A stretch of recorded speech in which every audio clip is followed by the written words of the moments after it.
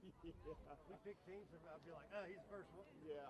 If I wasn't on his, I was like, well, I might as well play back. They're gonna play. They're like, hey, guard him. I'm like, and do what? He's gonna blow by me. I didn't know he played Division One football. That's the whole state, right? Where'd it come from? All right. I'd like to welcome everybody to tonight's game. Welcome to James River High School. Inside West Virginia, I'd like to welcome our visitors today, Princeton Senior High School Tigers, and your homestanding James Monroe Mavericks. First off, we'd like to announce our visitors. First, our non-starters. Number 1, Landon Dillon. Number 12, Jordan Hazelwood. Number 20, Evan Wright. Number 10, Brady Zickafoos. Number 23, Alex Ricker. Number 19, Chris McLaughlin. And your starters. Starting pitcher, number 6, Lucas Monahan. Catcher, number 11, Noah Dunford. First base, number 14, Caden Davis. Shortstop, number 24, J.D. Meadows. Third baseman, number 15, Zach Jenkins. Number 4, playing left field, Deegan Walters. Your DH, number 9, Jackson Monahan. Playing right field, Jackson Lester, wearing number 5. Your second baseman, wearing number 2, Cole Dennison. And your center fielder, wearing number 8, Braden Dalton. Your head coach is Coach Dunford. Now, for you James Monroe Mavericks, non-starters, number 22, Brody Barreras. Number 12, Cameron Crislip. Number 33, Jordan Baker. Number 13, Noah Jewell. Number 5, Tanner Johnson. And number 14, Tyson Meadows. Now for your starters, playing center field, number 8, Hudson Bogus. Your catcher, number 11, Cooper Ridgway. Playing third base, number 9, Peyton Gardner. Your shortstop, number 3, Caden Hines. On the bump for the Mavericks, number 1, Caden Lowe. Your first baseman, number 7, Justin Feemster. Your left fielder, number 17, Bailey Ridgway. Number 10, playing right field, Bryce Neal. And number 16, your second baseman, Carson Cohen. Head coach Tom Gardner. Now we ask you please rise and move your caps for the playing of our national anthem.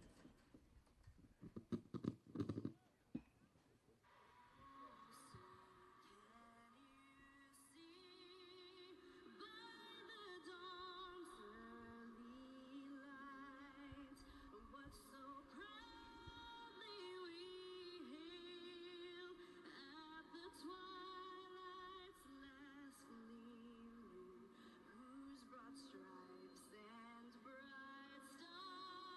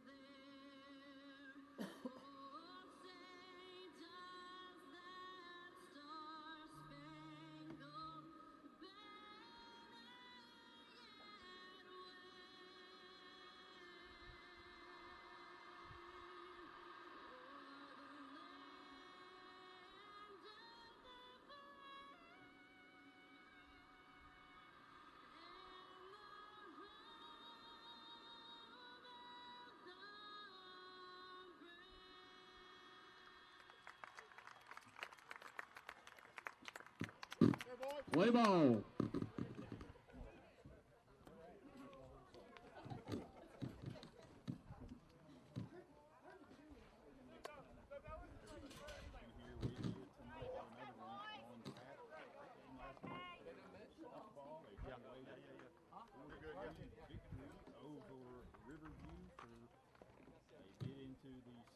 Finals. I won 11 innings last night up here. Mike Hines in the booth with me tonight, and we have Princeton on tap here for baseball. How you doing, Mike? Hey, I'm doing great, man. Another great day to be at the ball field. Like you said, the excitement, the boys, as soon as the game was over last night, they said, let's hurry and shake hands and get them watch the girls game. What a fantastic finish. We got to the top of the 10th inning and it went either way. And, Riley Thomas come through, showing her leadership for that team. And they come away with the victory, and that puts them into the championship, pretty much championship contest. And whoever they have to play, like beating twice.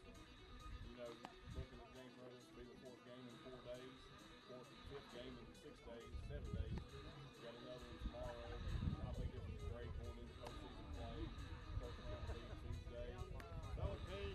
Red ball. We need to see some outcomes. We haven't seen on the scale. Just 75 to 80 mile an hour. I'm hoping they're both the best players. I'm sure they've got a little bit, got a lot of consistency on that side. They got consistent doing it all year long. I'll take it. Go!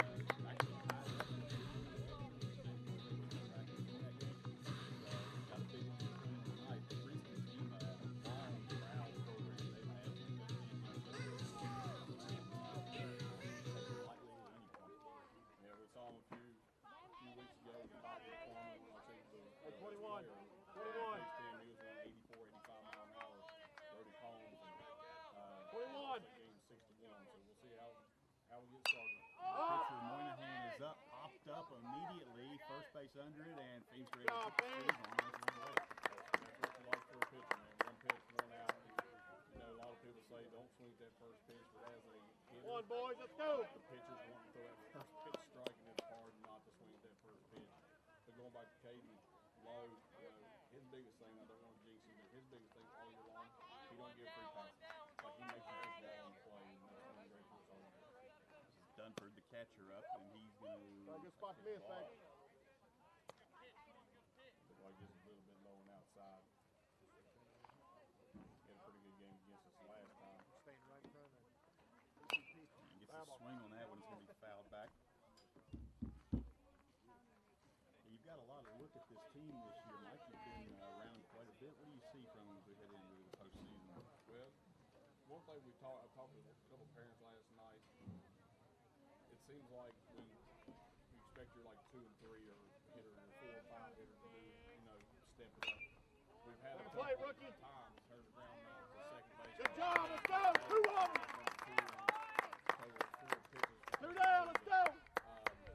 There's been times where the bottom of the lineup has produced, the top lineup has produced. Good job, boy. Produced. It's just one of the things to do in the postseason. Get everybody clicking. I think we can be a dangerous team moving forward in the section. I don't know. First baseman Caden Davis up to bat right now. Wide. Yeah, you talked about Carson Cohen making that play at second base a second ago. That's a young middle of the infield this Maverick team has. You got Caden Hines over there, the freshman at shortstop. You got Carson Cohen, sophomore at second. So defense shapes up, looks good for a long time. And a swing and miss. We got a little bit of middle in that one. Yeah, I mean, we're kind of senior heavy because you're talking catcher, pitchers first, and then 6 to 1, mix it here. So we lose quite a bit. They've been around the facility for a while.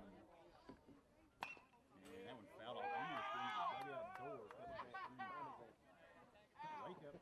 Yeah, that's hard to look at. He was low because that was an off-speed pitch. And I guess he just picked up the spin a little bit later than that. We got 2 on here. Let's go, kid. Get him right here. Best pitch. Delivery gets the swing out and popped up. I think he's going to have a play on it and just out of his reach. In those situations, it's so hard to do as a player, but you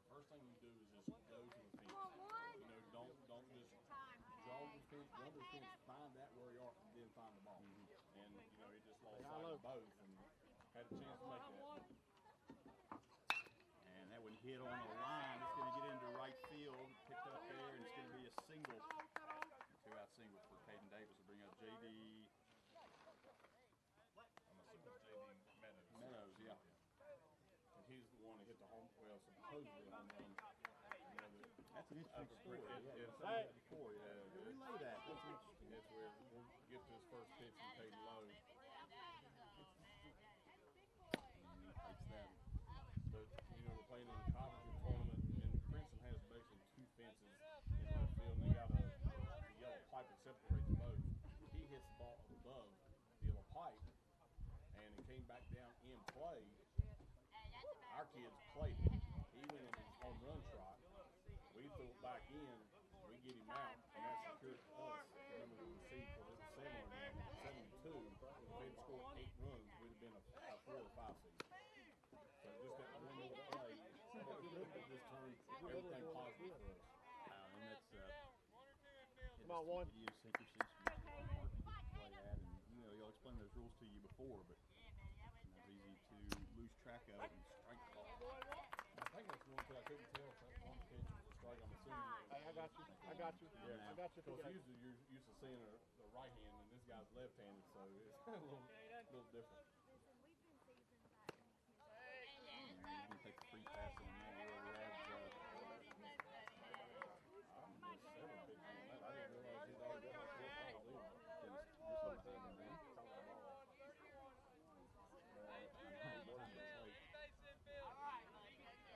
See, I just told you, Caden Lowe's been doing good all year, and he gets his first walk. 2-1. Senior left. Zach Jenkins. Hey, 3-1 battle. Hey, you're fine. You're fine. I think it was a ball, considering the chatter from the dugout. I think it was a little bit outside. So be a 1-0 pitch. Out. Way That's out. probably over the building. Get downhill. That's over the building. That might be one of the buildings.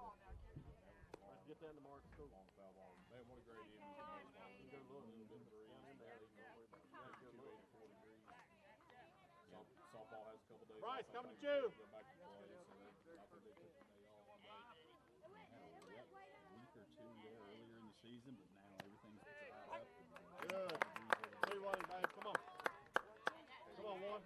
Hey, best pitch. Come on. The circle change, but a little slider, but caught the outside part. So he's ahead in the count. 1 ball, 2 strikes. You don't want to give him nothing to hit right here.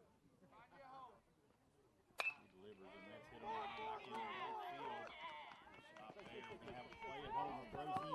Houston's got it. They're running back to third. Throw down there. I thought it earlier. Quick.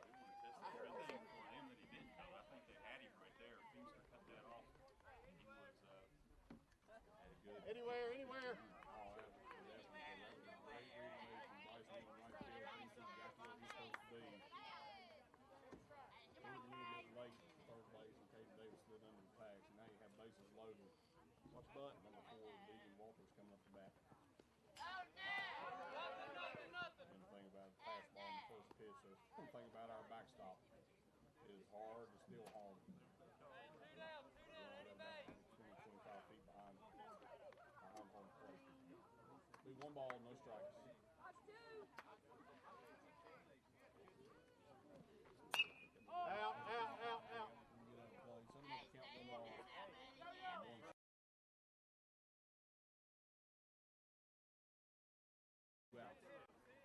Need a big out right here from Caden Lowe. Here's the 1-1 pitch. Come on, one. Come on, kid. In the count, 1 ball, 2 strikes. That's what I told you. Goes into his windup. Here's the pitch. Hey, just kill it. Make sure it don't go fair. That would have been a tough play. I think if that stays fair, that's going to be a tough play anywhere. The only play would probably been a home.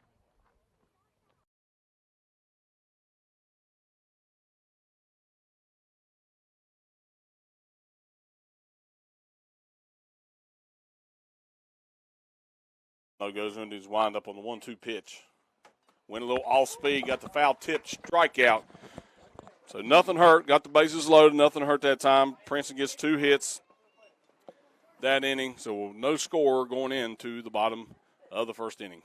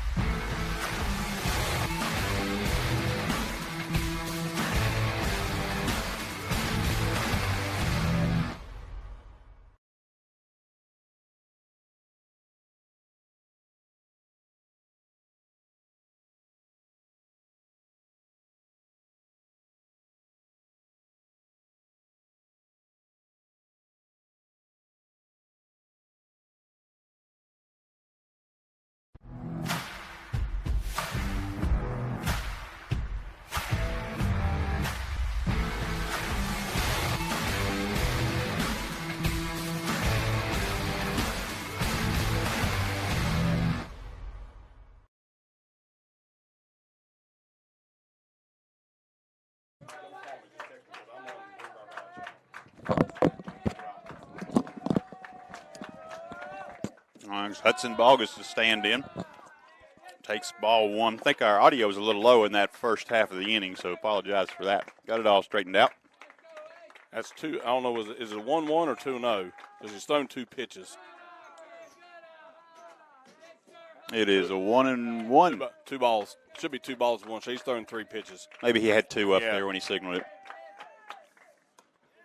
Swings out of his shoes on that one. That's going to be 2-2. Yeah. Hudson Bogus batting leadoff. Brandon Ray need to get him on base. And we do just that. Base hit right up the middle. Drove that right back at the pitcher, got by into center field, and it's a good leadoff. I think that was looked like off speed, and he hung back on it. But his off speed is the pitches we've been facing all week. We'll bring up Cooper Ridgeway. I know you didn't get to watch any of our game last night, but they could have taken everybody on the right-hand side of the field and put them between second, third, and left field. That's the only place was it because we were hitting the ball so early. Pick off move, trying to get Hudson. Yeah, good move over, but the throw pulled first base over toward the fence and gave him enough room to get back in. Now Hudson's going. That ball fouled back. It'll have to go back to first. Cooper got a good cut on it straight. He was on it. Straight foul back, and Hudson got a really good jump. Cooper lets that one go. I think he easily stolen base. Good job by Hudson getting off. That's big because hitting is contagious. Throw back over to first, and he's back in time.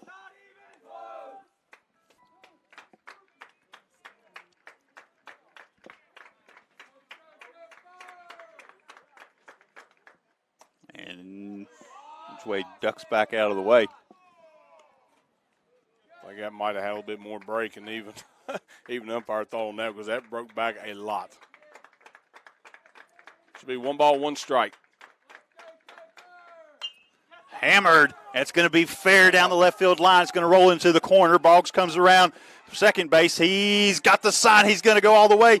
He's going to make it in easily, and it's going to be an RBI double for Ridgeway. He thinks about taking third, but he's going to skitter his way back to second. So good piece of hitting there from the 2 spot. Yeah, that was a great. He turned on that fastball really quick that time. And, getting on, Hudson leads off base hit. Man, I'm telling you, we didn't have 2 hits that hard all night last night. Other than, I think Peyton Gardner hit one to deep center, and the guy caught it. But, see, I mean, I've watched every single game. The faster the pitching, anything like around 78 to 82, we've done all right. We've seen a couple guys 85 to 90, we've struggled. Ooh. That was a generous call that time. Picked that one off the dirt and got the strike called. Number 9, Peyton Gardner up the bat. He's going to stand in here with Cooper Ridgeway on second base. No outs, and that one high. Easy to lay off. Yeah, first pitch was a curveball. Caught that one caught it on the dirt. We haven't had him yet this year, so strike zone. Strike zone can be a little different. We've had Haven a few times. Seth Meadows, we haven't had him behind the plate yet this year, so you know how it goes in baseball. Strike zones can be completely different. Yeah, usually Dennis is partnered up with his son Bristol when they do games. Bristol not able to make it tonight, so it's going to be behind the plate. Haven's here. They got the strike call, so I think it should be 2 balls. I think 2 balls and 2 strikes. 2 and 2. Cooper Ridgeway on second. And he's going to load the count up, everything full. Well, high curveball. So, like I said, Hudson got on first on the single. Ridgeway hits a double, drives him in, so early lead 1-0. And he's going to get the free pass. He come up out there. He come up out there like he was going to call strike 3, and he said it was a little low. And the pitcher's even asking the catcher where that one was. And so with no outs, that'll bring up Caden Hines, and he'll have runners on first and second.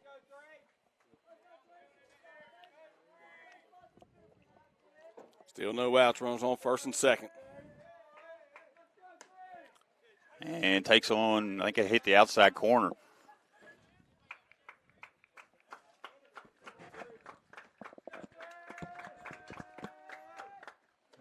And that one high, almost got away.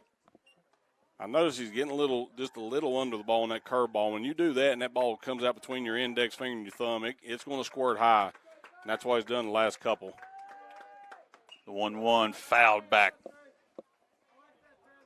You got a batter right here with 2. Down the count, 1 ball, 2 strikes. You got to get something going right here on this 2 strike. Probably going to see some off speed. And that went into left field as well. It's going to get down a couple bounces. Left field has it, throws in. It's going to plate Ridgeway. And RBI single there for Hines. Yeah, again, another curveball. Hudson Bogus hits his up the middle for a base hit. Caden stays back, hits his to left field on a hit. So still nobody out. Boomer, what a start right now for James Monroe in this, a highly contested contest against Princeton High School. And still 2 runners on, no outs, and Caden Lowe up the bat. Yeah, that's 2 balls hit out to Deegan Walters in left field. And he's done a good job of cutting them off and getting it back in, but not much you can do with those line drives right down the line. It's played at 2. And anything to the gap is going to roll. As dry as it is, anything a hard hit to the gaps is going to roll. First pitch to Lowe, and he shows the bunt, fouls it off.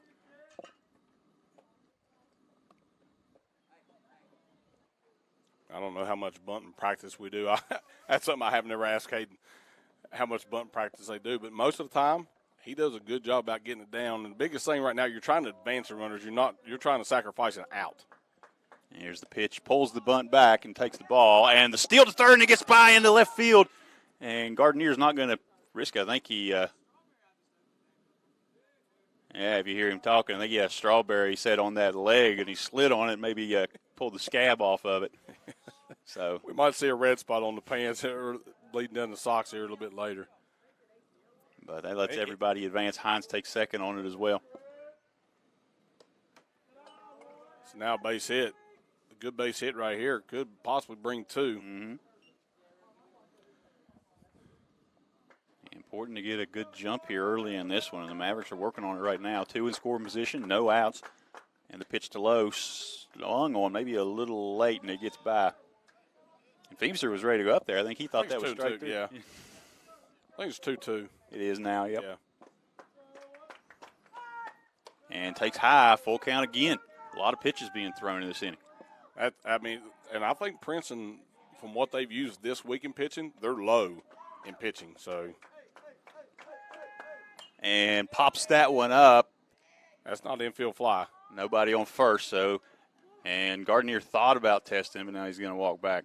Yeah, I thought Haven put his hand up, but I was like, that's not an infield fly. Yeah, you got to have a runner occupied first. Now, Justin had he struggled a little bit last night, went in the cage before the game, so hopefully we can get him dialed back in. And I talked to him before the game. I said, man, like I said, last night's over. I said, we got a lot of games still to play. And right hits there, on top of the first middle. one, right into center field. That's going to plate 2. Gardner comes around. Hines right behind him. That ball's still loose in center field. Got by. He might be able to stretch that. He's going to hang with be happy with that double. 2 RBI double makes it 4-0. 1 away, and Mavericks still in business here with runners in scoring position. Now, I tell you what, this outfield, I don't know if you've ever been out there, it is rough. Mm-hmm. And it is hard to take ground balls out there because it's just beat up. It's taken by Ridgeway. Justin had, like I said, had a rough night. Comes in, gets 2 RBIs first at bat, so that gets his confidence going. Yeah, first pitch he sees, he gets on that one high, gets to the backstop. Feemster will take third.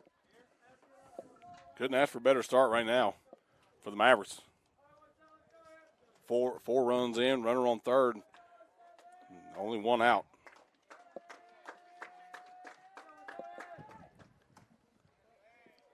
Swings through that one. Oh, 2 outs. It was, yeah. No, just the one, just low. Yeah, those pop up.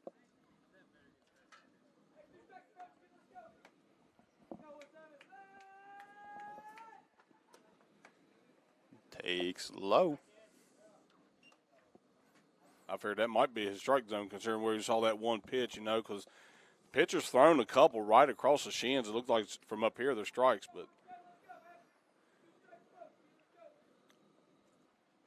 That one popped up. That might be right above us. I think it's going to get on top of the building, and it does. So we got 2 balls, 2 strikes. We got 1 out still in the bottom of the first inning. Princeton come in and loaded the bases up. Caden Lowe got out of it with no harm.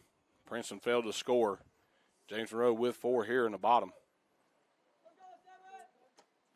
And swings through that one, and that's out number 2. Bring up Bryce Neal. Good curveball that time by Monahan. On that pitch, kind of buckled Ridgeway a little bit.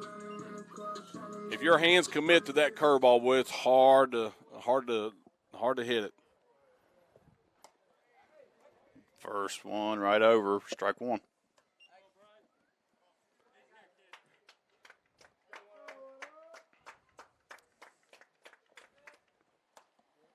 And take strike 2. Right now, Monahan's fastball's topped out at 79 mile an hour. Has been consistent with 77. The curveball's been around 63 to 65 mile an hour. There's a fastball a little bit out. Oh, and I think he called it the ball. a little bit of a deke on the call. He comes up out there like he's going to call a strike, and I think he actually called it the ball. But Caden Lowe in the first inning, he was 76-77. Oh, that's a good, that one's going to good curveball right there. So Monahan gave up a lot of runs in that first inning. We get 4. What a start, and that gives a lot of confidence for Caden Lowe going back out in the top of the second. Yeah, Mavericks bring 8 to the plate. Going to have Carson Cohen to lead off when they get back to bat. It's going to be right back to the top of the order. So we'll take a break, and we'll be back with the second.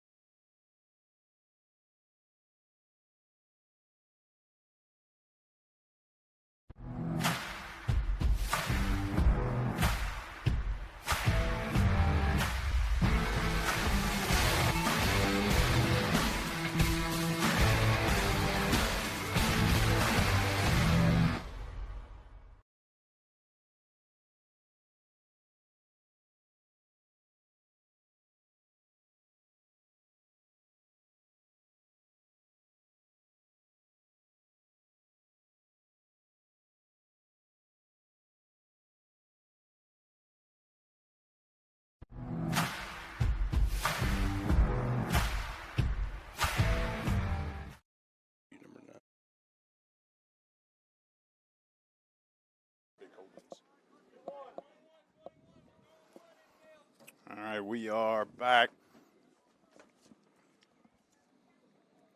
Mavericks bring 8 to the plate in the first inning, get 4 across, and first pitch here high.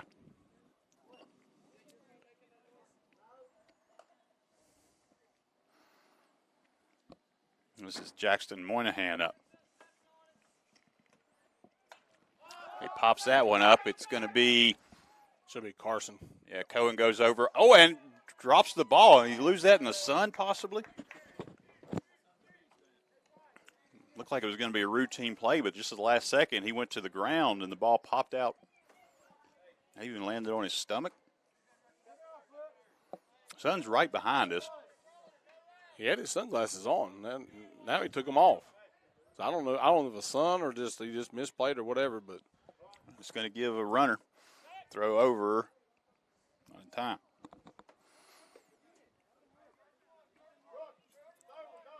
Caden Lowe about 76, 77 mile an hour on his fastball in the first inning. 63 to 66 on his curveball. That'll bring up Jackson Lester.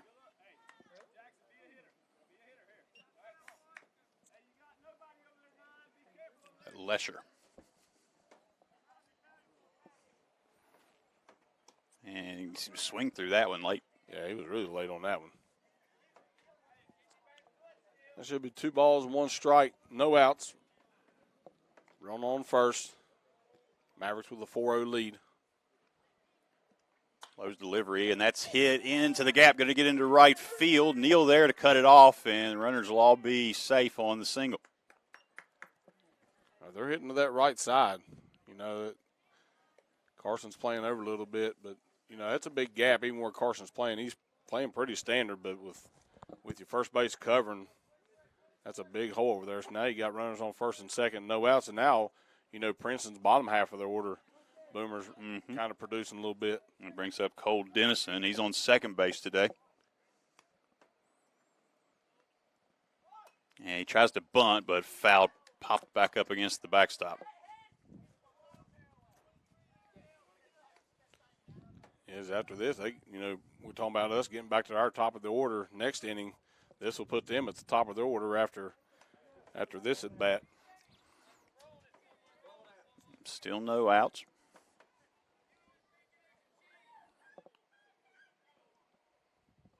Pitch to Dennison. Called ball. He called it high. I mean, that is, whew. I don't know.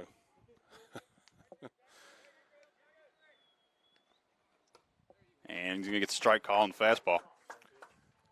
Same pitch, just fastball versus curveball. And umpires sometimes, man, they see that curve coming in just a little high, and they give up on it. You know, they don't see the end result. They see the midway point. We seem to reach for that one. I think we got 1 ball, so 1 ball, 2 strikes, I think. 1 and 2, yep. Yep, no outs. Double play still in order. Runners on first and second. And fastball just a little wide.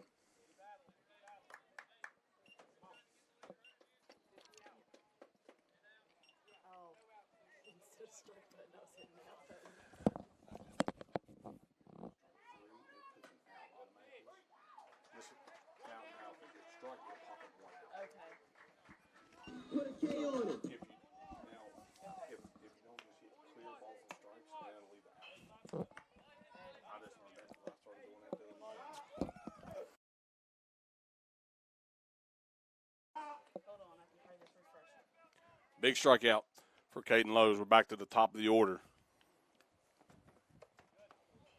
And that one high. And so he comes in, he gets the strikeout there on the bottom. Now it comes back around to the top. Pitcher Moynihan back up. Now, he popped out in his first at-bat. I think he saw 1 pitch on that. First pitch, pop out to Feemster at first base. Caden Lowe falling behind, down 2-0 in the count. Had 23 pitches, but 15 strikes in that first inning. So good percentage by the senior Caden Lowe. And Lowe. I mean, this is one tiny strike zone. Because Caden Lowe looked over at the dugout and said, that's right down the middle. I don't know what. Like I say, if you're not used to being behind the plate, man, it's hard to see. And he gets the strike call there. And he's, you look, I mean, he's really deep behind Cooper. I mean, he's probably 3 or 4 feet behind Cooper. Big pitch right here for Caden Lowe. 3-1 count. And gets him to reach for it. It's going to be foul down third base. As hard as that ground is, that coach tried to get in front of that. I'd let that one go. Full count. 2 men on. First and second. First 2 guys get on. Back to the top of the order. Pitcher Monahan. Here's a 3-2 pitch, and he's going to walk him. And load the bases with 1 out. Yep. Brings up catcher Noah Dunsford. Yeah, Dunford coming up. I think he had a base hit to right field last time. So now you're getting in the meat of their order, 2, 3, 4 coming up. So Caden Lowe will go back to the windup.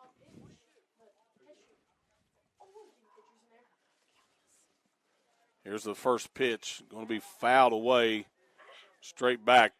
Good job of getting ahead in the count right there by Caden Lowe. So it'll be no balls and 1 strike.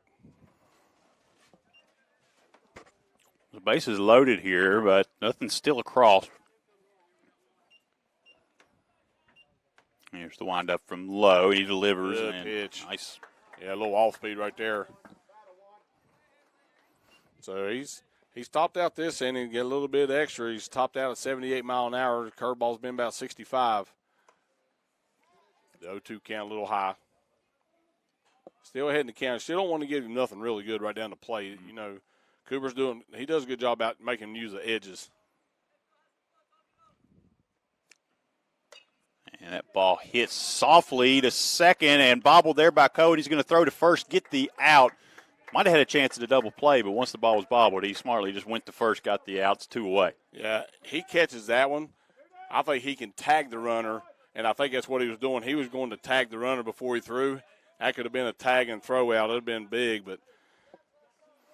So Tigers plate 1 there, but they do get the second out, and it'll bring up Caden Davis. Yeah, batting in the third hole, and that moves both runners up. So a base hit could possibly bring 2 runs. Fastball high.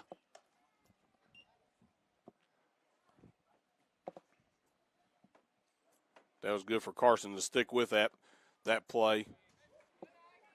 Takes that one low.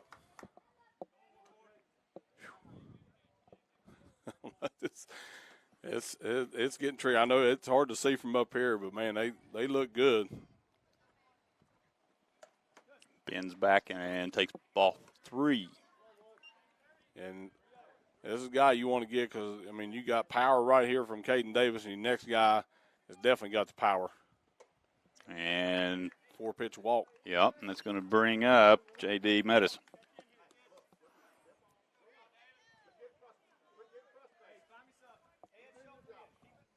Big spot here for Lowe. He does have 2 outs. Outfield can play their normal depth. And gets him reaching on the off speed. Yeah, and I'd keep it off speed. You know, he's looking. He was looking fastball right there because he was well out in front of that one. Good start that time from Caden Lowe. Same pitch. Gets the called strike. Yeah. So you'd keep it off speed right here. I would keep it low and away with a fastball or off speed. He went off speed. You can see the spin of the ball. But you can climb the ladder, you know, go up chest high or something along the way. You don't want to give him a meatball. He's early on that one, fouled it off. Yeah, that's 4 straight off-speed pitches, and that was right off the end cap. Yeah, you know Metis is up there looking to do some damage. Has bases loaded, 2 outs. And like I say, you know, something to the gap. Caden Davis can run. Some to the gaps. You look at that lead, he's halfway down the line. And struck him out on the swing. Big spot. Leave the bases loaded. What a strike. What a strikeout. And I think that might have been his slowest pitch yet. Because he was so far out in front of that one, Boomer. But Caden Lowe battled back and to only give up one run after the first two lead runners get on. Yeah, had an error, then a couple of softly hit balls, and you ended up with bases loaded, but only one comes across. Right. They strand three, and Mavericks coming back up to bat. It'll be Carson Cohen when we're back.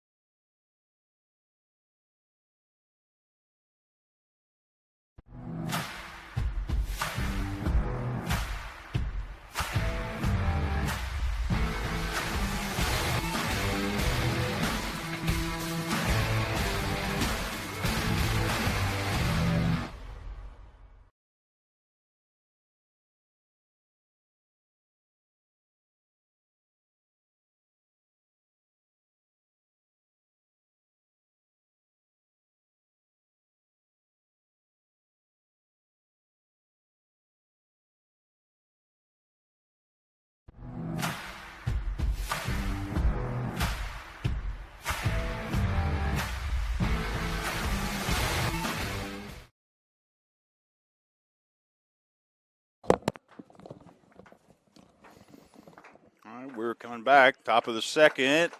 Princeton loaded the bases, got one across, stranded three, and the Mavericks back up to bat now here in the bottom.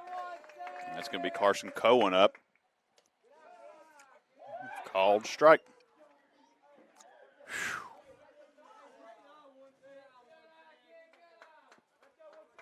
Man, oh, man.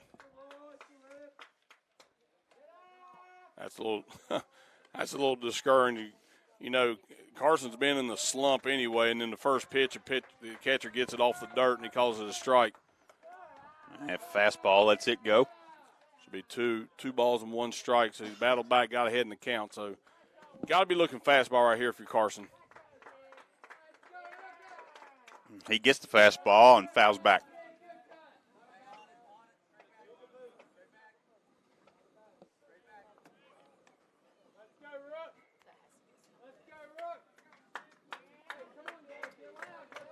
Two pitch.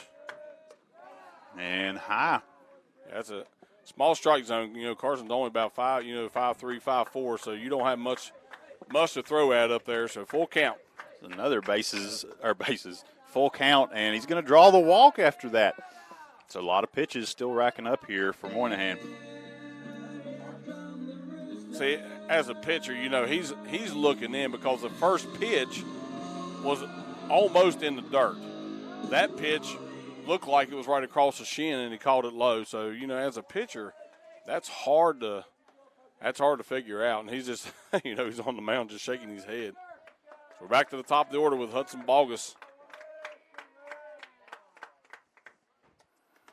Bogus had a two-strike single into center field his first at-bat. That's the 42nd pitch from Moynihan here already in the second inning. And that one hit into the gap. Second base misses it. Cohen rounds. It's missed in right field as well. He's going to be able to score. They're sending him. The throw comes in. They're not even going to try it at the plate. And two errors on the play is going to bring the runner around from first. And after going down in the count, Carson Cohen gets on and ends up scoring. That's what I said earlier in the game. I mean, you see that bounce out in right field. It is so rough.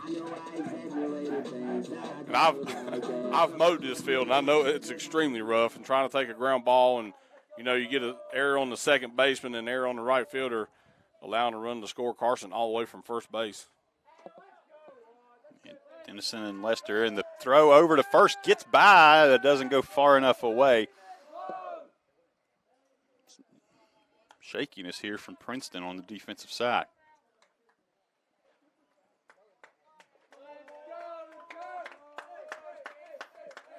Cooper Ridgeway will stand in.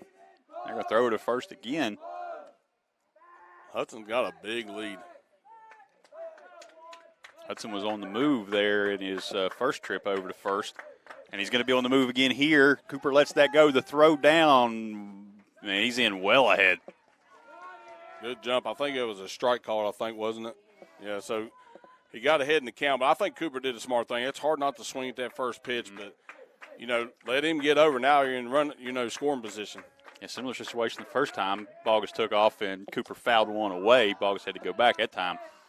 Let it go. He's going to get ball one on the second pitch. And Cooper had a good hit that first at bat, had a double down the left field line, landed looked like about 2 or 3 foot in fair territory. That pitch high, easy to let go, 2-1.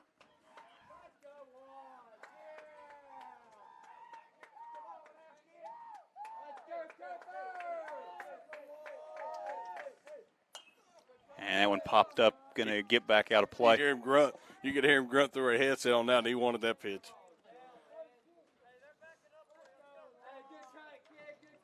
2-2 now here to Ridgeway.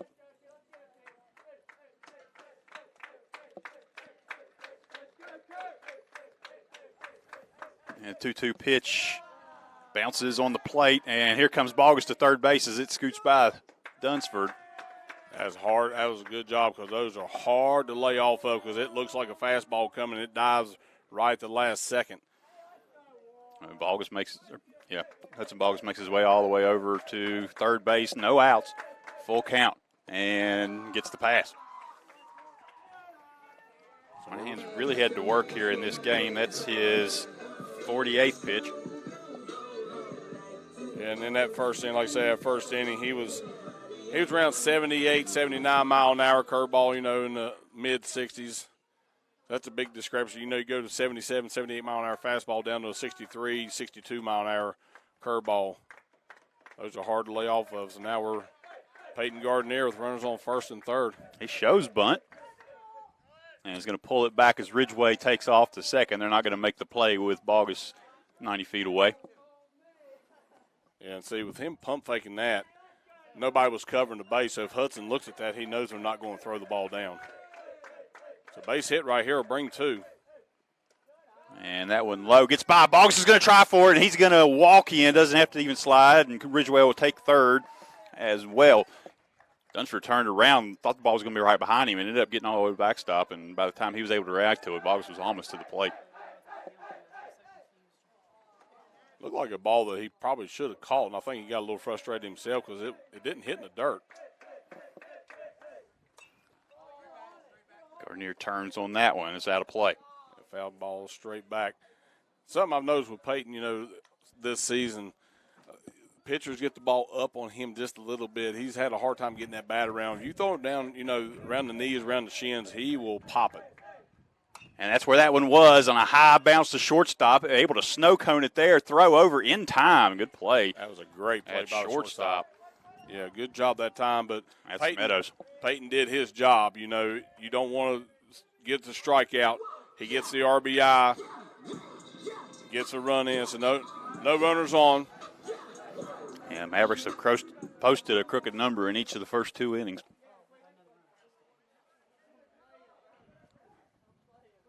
Four in the first, now 3 across here in the second. And first pitch to Hines, and he lets it go.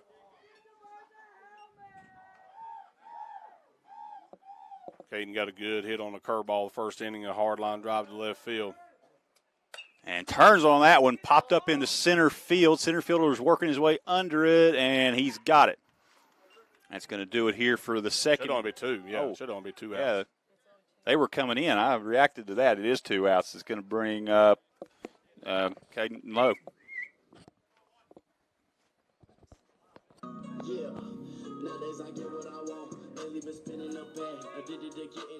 Looked like you just got under that one just a little bit. So Good little wrinkle on that curveball. You can see the spin really good from up here on that curveball. Yeah, he showed that curveball a couple times pretty good. Had a strikeout to Bryce Neal earlier in the game with a good one. And gets low to reach for that one. So ahead 1-2. That was 59 mile an hour on that curve. And that's another curveball. That's about 12, 13 miles an hour off his fastball. Yeah. That's a pretty good change. And Three straight curveballs. And he gets the strikeout, and that's going to do it actually for the second inning. We're going to take a break and be back for the third.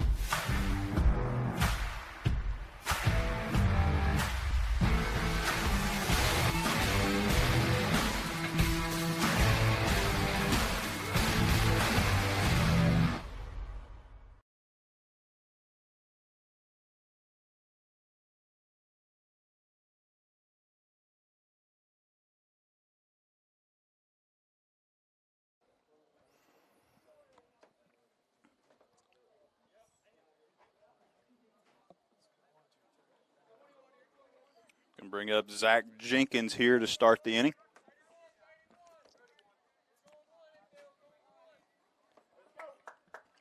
Seven to 1 here as we begin the third. And they're going to call that a no pitch. He didn't have his hand up. I was watching umpire. He said he had time. He did not have his hand up. He was ready to go, and he threw a fastball right down the middle. And that one hit into the gap in left center. Ridgway's after it. He's going to chase it all the way to the fence. Jenkins makes his way to second. He's going to slow down there with a leadoff double. He threw back-to-back pitches right down the middle, and he turned on that one. Got it all the way to the fence. Like I say, anything hard hit to the gaps is going to go to the fence. And Caden Lowe so far 55 pitches through 2 innings, so his pitch counts up. But we still got, Justin can still pitch. Bryce Neal can still pitch today, so we still got plenty of pitching still left. I think Carson Cole might be available. And going to third on the pass ball is Jenkins. So 90 feet away now from being able to play to run, no outs. Mavericks do have a 6-run lead.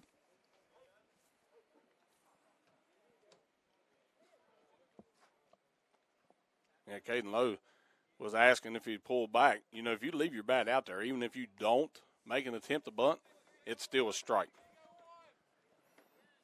And that's what Caden Lowe was saying. Fastball misses.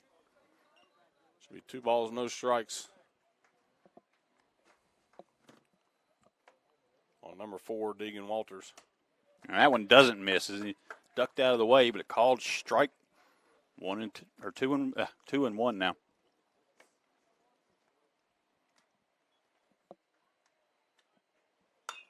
Swings on the low ball and caught by Gardenier on the air on a dive at third base. Oh, they're going to say he didn't catch it. He goes ahead and throws over to first to complete the play. But that will keep the runner at third, and it'll get the out because I think Walters hadn't even attempted to run down to first. He thought he had caught it. He went about 15 or 20 feet, and that first base coach was upset at him for not making an attempt to run because, he runs it out. They're going to get together and talk about this. Could overturn it. It's not going to make a difference. Runner will still be on third. Runner will still be out at first. And it's going to have a brief chat. Runner's still out. I mean, Yeah, it's the same result either way.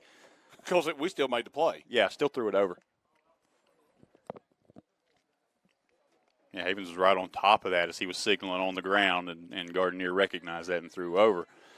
But also the runner had abandoned his attempt for the base, too, which is an out. And called strike. There's been number 9, Jackson Monahan, up the bat. He's the DH today. Good start that time to get ahead in the count by Caden Lowe. Doesn't get that one, and 1-1. You can tell Caden Lowe don't show no emotion. You know, when he's got a gripe, that's when he shows his emotion. And that's just. It looked like that got a lot of the plate on that last pitch, and he just looks over the dugout like. Got a foul ball on that little curveball right there, so he's heading the count. 1 ball, 2 strikes. Runner still at third base. So, like I say, his pitch count's getting up there a little bit. 63 pitches right now through 3 innings. And a grounder back to short. Hines has that one, looks home and says he's going to go to first. And the reach by Feemster, and they say pulled him off the bag.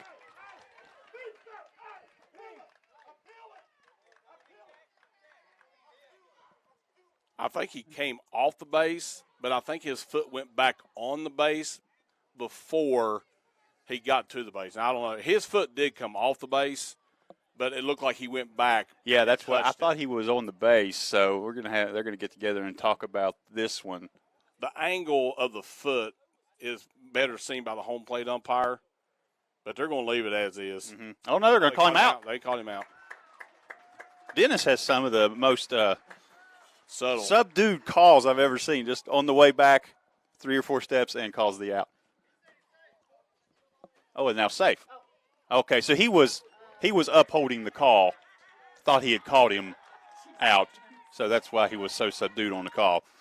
So he's going to keep it where it is. Like you said to start with, they're going to leave him over there. So that's 1 out. And now we're going to have a conference. Yeah, it did. But where Haven is standing, he can't see if his foot's on the base or off the base. And really and truthfully, that should be the first base umpire's call. But regardless, most of the time, very, very rarely an umpire is going to overturn a call. So they've already made the decision. I mean, it's worth arguing or something like that. But all right, so after all that, 1 out, 2-7. Mavericks have a 5-run advantage, and Tigers have a runner on first.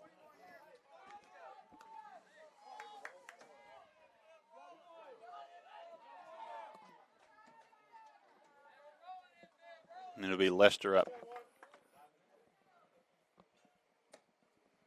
And he's going to take a ball low.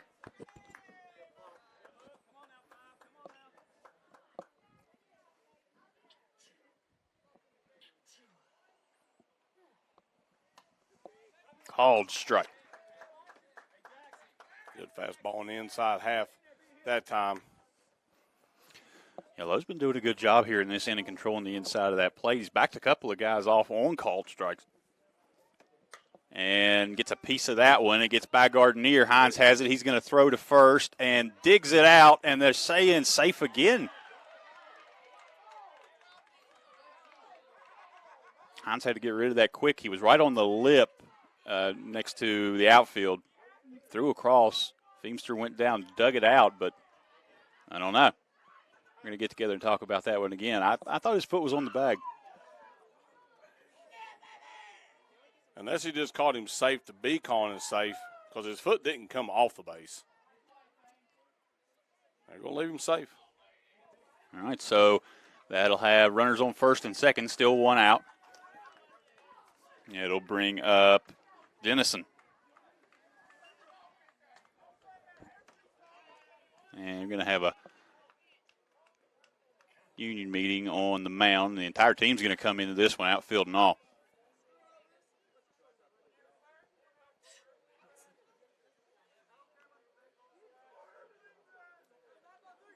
All right, Hudson had a couple things to say, and now they're going to break it and get back to it.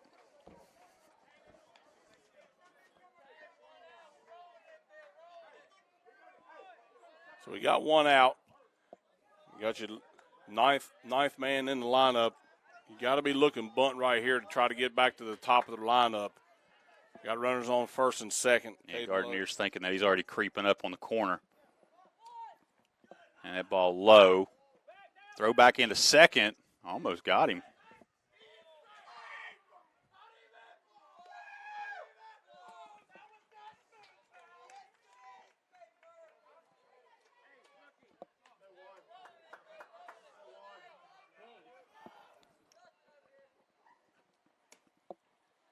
And that pitch outside.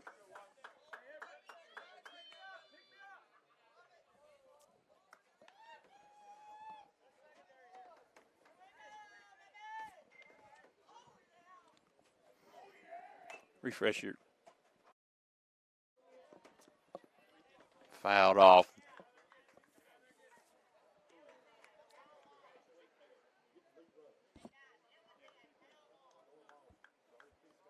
Score 7-2. We're in the top of the third. Caden Lowe at pitch number 71 upcoming. He's got three strikes, 3 strikeouts, 3 walks. There's a pitch. That's popped up. I think Ridgeway's going to have a shot at it. Gardner's over as well. And it's going to land harmlessly. I'm going to just been on the other side of the fence. So Caden Lowe still heading the count. 2 balls and 2 strikes. Like I say, this will be, you get back to the next hitter, that'll be the top of the lineup coming up for the 3rd straight inning for the Tigers. Big lead by the first guy on first base. You could definitely back pick right here. And Lowe will step off. I'd have to give him a look because I just don't think he can get back quick enough. I mean, he's a good 10 to 12 feet off the base. And Caden's got a pretty quick move over to first.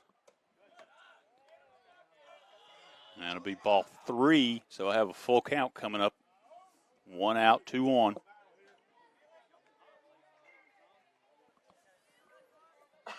Big pitch right here for the senior number 1, Caden Lowe. He goes to first. He's got him in time, and called out, and he was out by a good 4 feet trying to get back. He didn't even make it to the base. I told you, man, he was so far out there, there's no way he could have got back. Big No spot chance. there, and now this full count with 2 outs. I told you, Caden Lowe's got a quick pick move over there, and he threw that exactly where he had to, and good job by Feimster getting the tag down. Big out that time to get the second out. And swings at that one, fouled it back. We'll try again.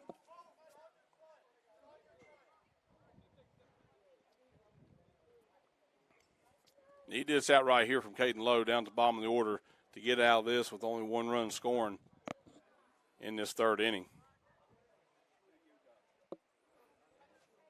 Step off again, reset. Wiping off the ball.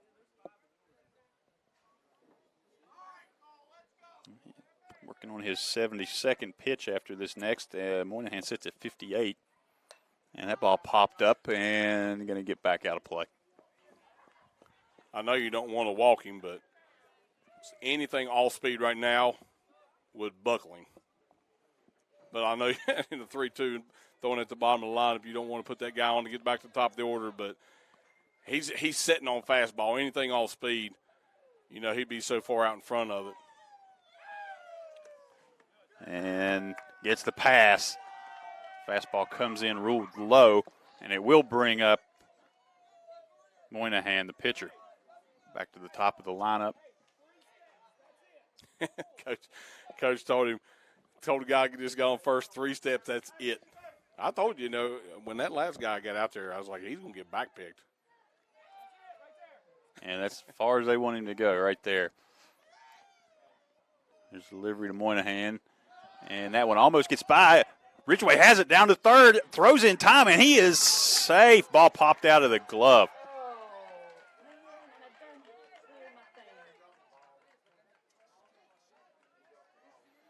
You He slid in. Yeah, and I think his glove. slid into the glove, and I'm not sure. He had that slide in the third earlier where he was talking about his. Looked like his cleat just went right into the glove. Yeah, looking at his fingers. Yeah, they knocked the ball out. They took third, thinking Ridgeway had lost that ball to the backstop. Ridgeway actually had it and threw down. The throw was there in time, and then knocked out of the glove. I think now you got a chance to throw him out at second base, a runner, if he goes. Picked back, not in time. Cooper's got a good enough arm. You got 2 outs, take a chance. You got a 7-2 lead.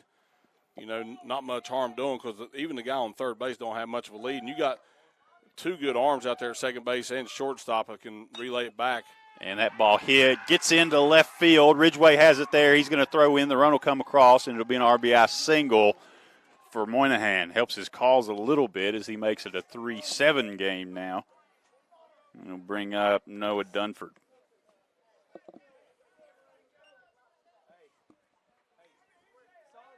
Yeah, third time through the lineup, these guys have seen a lot of pitches so far, so they're kind of dialed in on Caden Lowe's fastball right now.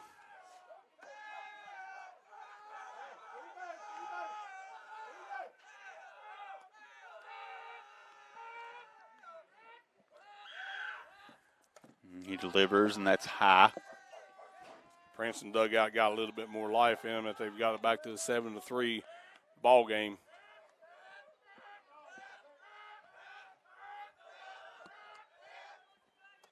Swings over top of it, strike one. Really had him fooled on that one, it looked like.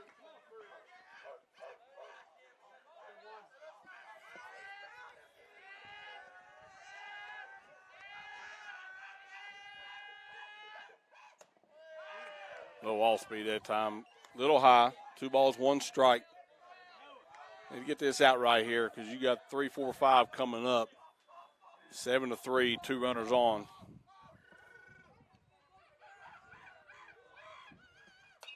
That popped up. It's going to be out of play, I think. And, yeah, it lands a couple feet on the other side of the fence.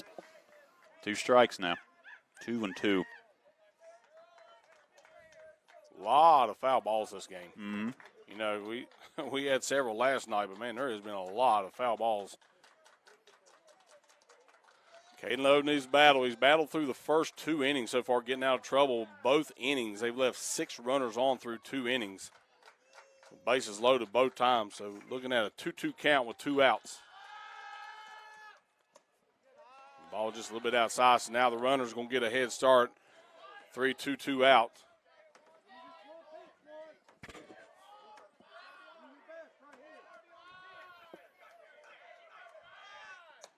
And takes high, and he'll get the pass, and bases are going to be loaded now. So back to the 3 spot with Caden Davis.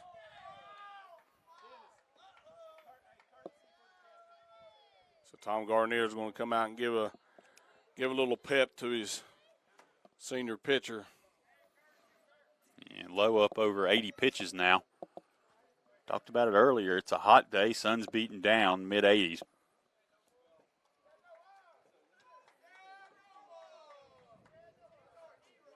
So base hit will definitely bring 2, something to the gaps, to the fence. Could possibly bring 3. Yeah, it's the tying run represented at home plate right now. And he's got the power. The next 2 guys have the power to get one out. It's I think it's 327 down the lines, about 352 to the gaps around the fence here at James Monroe. But, like I say, this guy here, Caden Davis, and the next guy, Meadows, have the power to get it out. Got to keep something down, got to have something knees and under. Nothing at the thighs and belt. Everything's got to be down.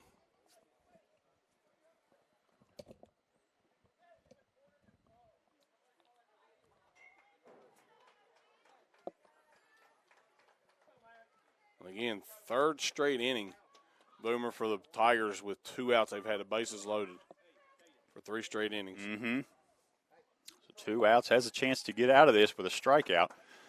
But pretty good hitter standing there in the way, Caden Davis. And only a sophomore.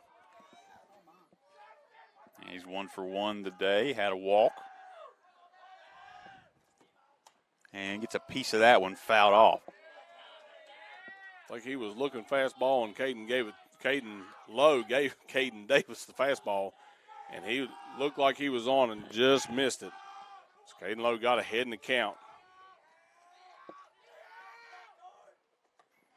Bounces that one in front of the plate. Davis won't offer at it. 1-1. You see a little something off speed coming right there because you can see Caden Lowe going into his mitt and turning the ball and stuff like that. 1-1, 2 outs, bases juiced. And that ball hit hard, past Cohen at second base. Throw's coming home. It's going to be close. Ridgeway gets by him, and the run comes in to score. And that's going to plate 2. Maybe runners on third and second. 5-7 now. Tigers threaten. Yeah, good effort that time. Went right under the glove of the second baseman Carson Cohen, and Bryce Neal had a play at the plate, and we'd have had him, and the ball just barely got over top of the glove of Cooper.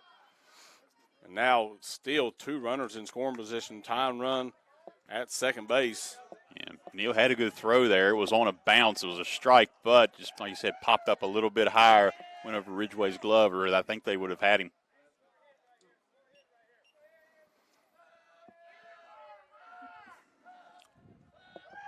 Meta stands in, swings, and that's foul. Got the head of the bat out a little bit too much. Had some side spin on it, pulled that one foul because that one started in fair territory. Yeah, it wasn't fouled by much when it hit, maybe 1.5 feet. Yeah, I can't see where I'm standing. Yeah, you got a better angle than I do. Yeah, just able to catch it. If that would have got in, that would have been into the corner. That would have had 2 runs across. 1-1 count. And swings, gets a piece of that. Lowe pushing 90 pitches now. That's his 87th. This might be his last batter. I'd like to see somebody hold him on second base and Caden Lowe just step off with his right foot. See, like right now, you could step off. And it pitches low. Throw back to third and gets back. 2-2. Tyne run stands on second base. His delivery to Meadows has popped up. That may be playable for Feimster, and maybe lost it in the sky a little bit as it come down behind him.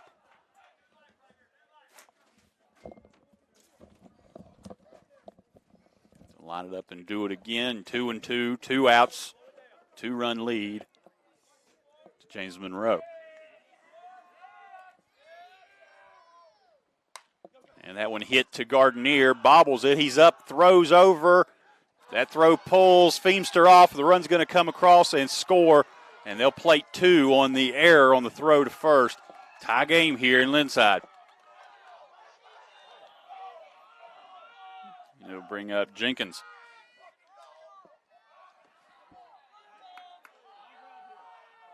J.D. Metis comes through there.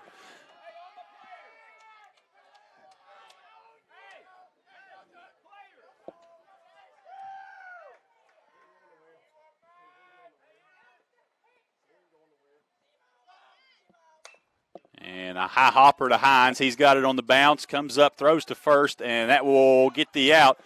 But 6 runs come across here in the top of the third, and it's a tie game again. The Mavericks are going to be back to bat when we return.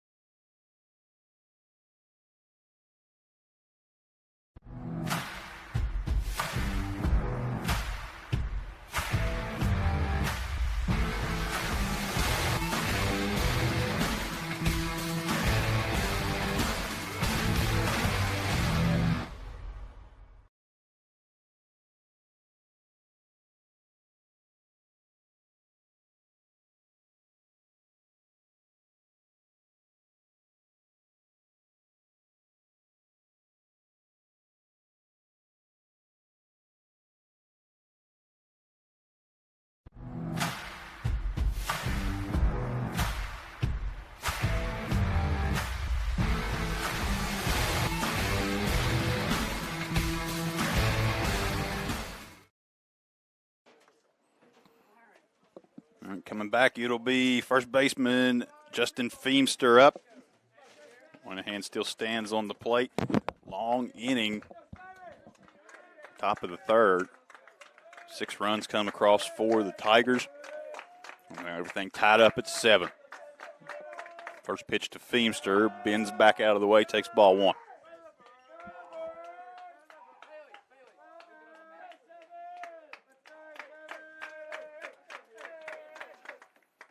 And that one comes in low. Yeah, it's our time to get something going. You know, we've put up 7 runs through 2 innings.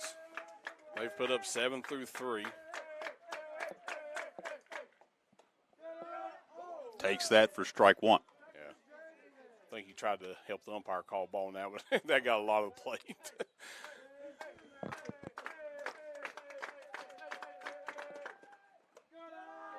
That one up over his head, won't offer. He's ahead 3-1 now.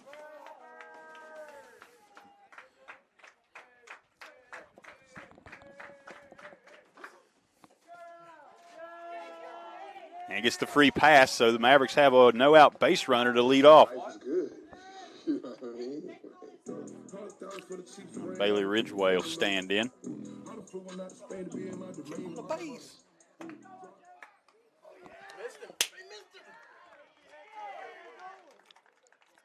He's not even off the mound. Yep, caught it there at first base on the pick. So that wipes out the leadoff base runner for the Mavericks. It'll be 1 out.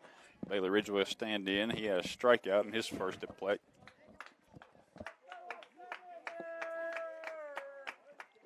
Swings over that one.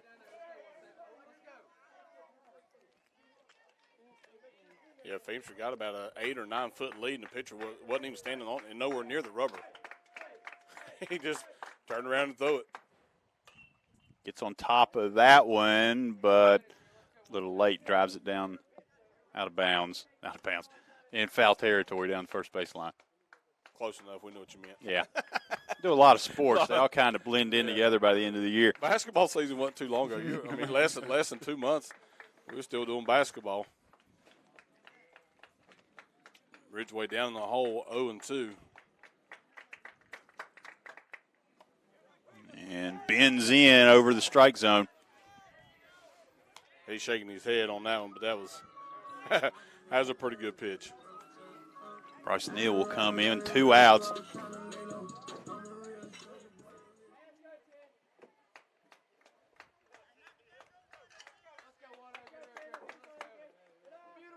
Last curveball for a strike, and that one went about 57 feet. He's been hit and miss on that, you know, his control on that curveball. He's thrown some really good ones and some really not so good ones. And takes strike 1.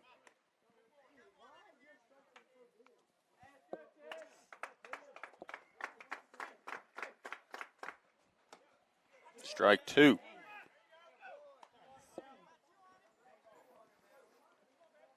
I think Neal went down looking on strikes in his first at bat. As 1 and 2 here. And reaches for that one, but can't catch it. And it is 3 up, 3 down here for James Monroe in the bottom of the third. So we're going to be back to the 4th inning when we get back. Everything's still tied up.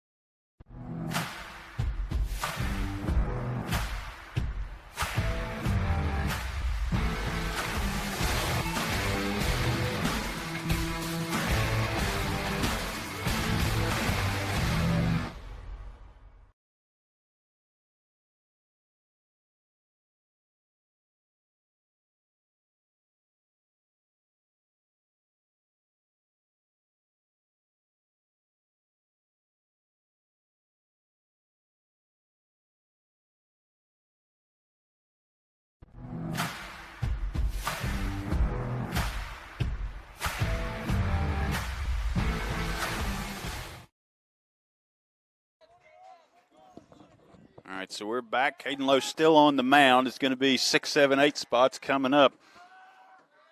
This is Walters. He ducks out of the way, takes ball 1. So Lowe up over, that was his 92nd pitch. Started in the 4th inning. Ball 2. Yeah, this will definitely be his last inning, so I'd say next up will probably be Justin Feimster. Bryce Neal will be your next pitcher in the game. But Caden needs to have a big finish right here, get through this 4th inning unscathed. And that ball hit on the line to short. Eats him up out there, and it's going to be Hudson Bogus coming over to get that back in. Holds him to a single.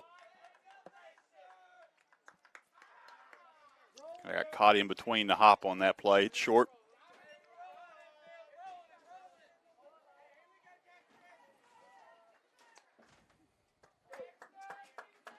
Going to bring up the designated hitter, Moynihan.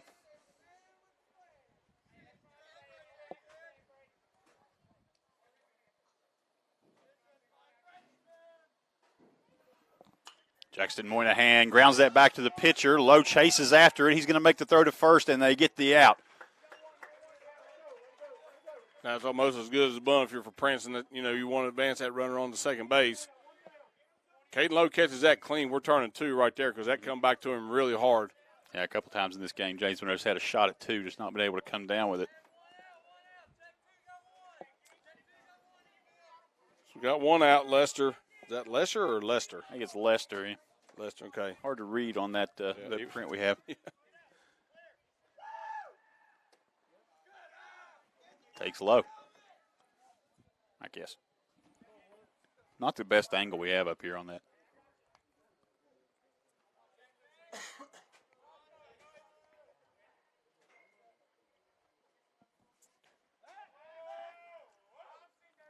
Turns and bluffs the throw to second.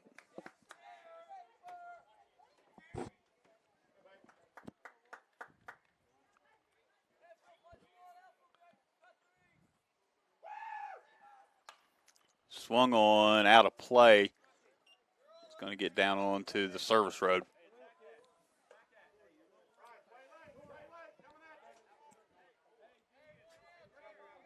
So he's got about 12 more pitches he can go all the way. You're down in the bottom of the lineup, so definitely get these outs Early on that one. Yeah, late on the last one, they threw a off-speed pitch that time. And way ahead, right down in front of us. 1 ball, 2 strikes. Got 1 out. We're in the top of the 4th. James Roche jumped out to a big lead, and we're tied 7-7. Gets a piece of that as it goes by. He tipped it.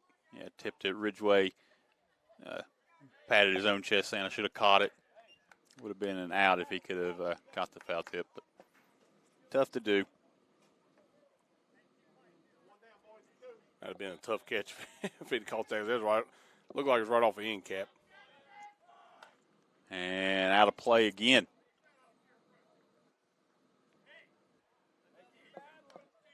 One and 2 still to count. Lester stays alive. Like I say, man, just a lot of foul balls, and you go getting way up into the pitch count for these pitchers. That's a fair ball. Third base, going to be a tough throw. Throw back to second. He's not even looking. Well, you can't see because you're looking over here. He's calling it safe. Throw back to second. Nobody there to actually see the call. The home plate umpire was Heel watching. home, yeah. I think he was safe. That's going to be the call. So that'll bring up the 9-hitter Dennison. Last time he drew a walk, later came around to score as part of that big 3rd inning the Tigers had, and they're threatening here now with 2 on and 1 away. If he can find a way to reach, it would bring up Moynihan again. 4th time in 4 innings. Shows bunt. Now pulls it back, throw down to second. He's back in time. I think you get back to the top of the lineup one more time, regardless if he's got any pitches. I still think you got to maybe look at making the switch to give him a different view, different angle, different motion coming from. I mean, 4 times through is tough, on any pitcher. Yeah, Lowe's up to 102 pitches here now. Bunts that one foul.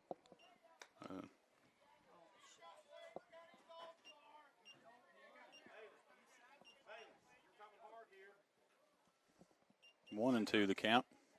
So bunt should be off now.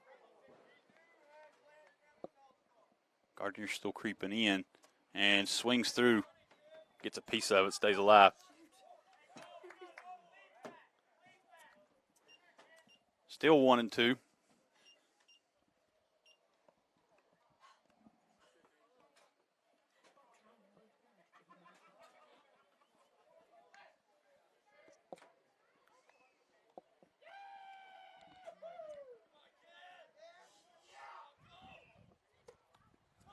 Ducks away, now 2-2.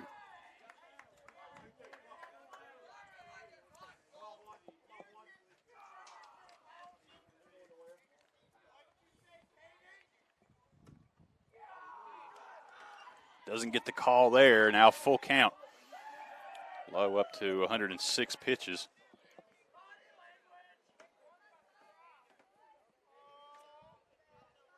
Big pitch right here from Caden Lowe. You don't want to walk the bases loaded and back to the top of the order. Big pitch by number 1.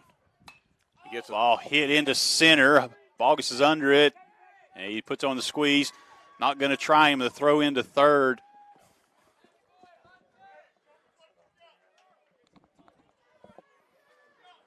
Bogus able to put away the second out. And now that will bring up Moynihan. And it's like Coach Gardner is going to come out. He's going to get low. He's going to be done on the mound. Threw 107 pitches.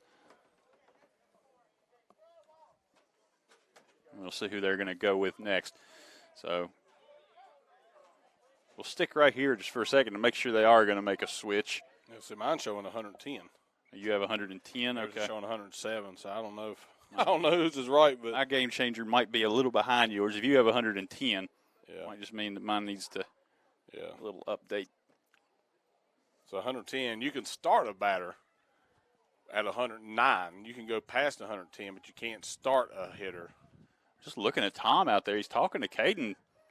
And he's going to You're going to leave him in. Going to leave him. Yeah, he's going to face one more batter.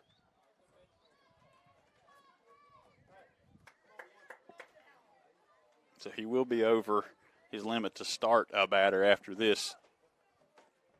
In most likelihood, depending on which of us has the right. I'm going to assume yours is. Well, I thought if he was at 110, even at 110, you couldn't start another batter, but I don't know why mine's jumped up to 110. Yours is at 107. That's odd.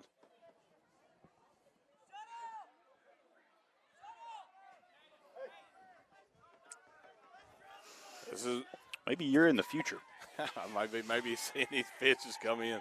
Maybe Bryce Gardner's already put them in or something. Who knows? So Caden Lowe, the senior, won the ball. One more hitters back to the top of the lineup. 4th time at bat. And that one flared to shortstop, and Lowe there to put the squeeze on. One pitch, and they're going to get out of it. No runs come across bases. Loaded again. Lowe has pitched under some real pressure today. That will be the end of Caden Lowe's day, but he's able to get him out of the 4th and keep it right where it was. Still 7-7.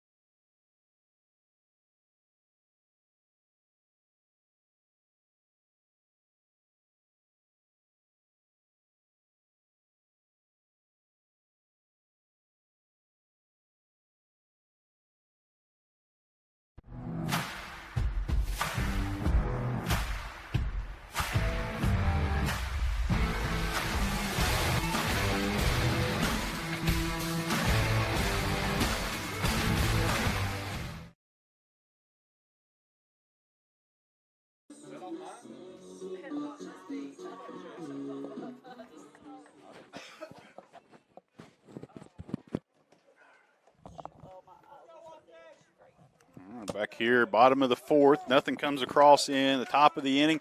Still tied up at 7. It'll be Carson Cohen to lead off. Moynihan's still on the bump. And ball flared into right field. And there to put the squeeze on. That's Lester. And when you're getting up in the pitch count, that's the ones you like too. One pitch and one out.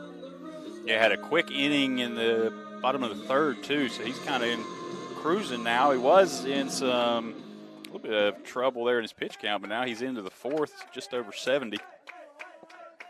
Here's the pitch to Bogus, and he'll hit it back on the line. First pitch to second base. He's up, throws over, and bobbles the ball. Comes out of his glove, and he's going to be safe.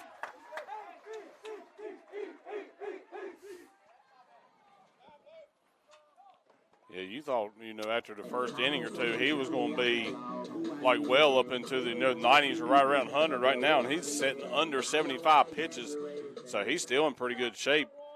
After, we jumped on him early with 7 runs the first couple innings. Yeah, August got that one, hit it over to Dennison. Dennison got it up, looked like a routine play, but the throw over just kind of came, maybe got him in the palm of the glove. Davis popped out, and that'll bring up Cooper Ridgeway now with 1 out, 1 on. And that bounces on the plate, and Bogus is off to the races, and he'll slide in, no real need, no play.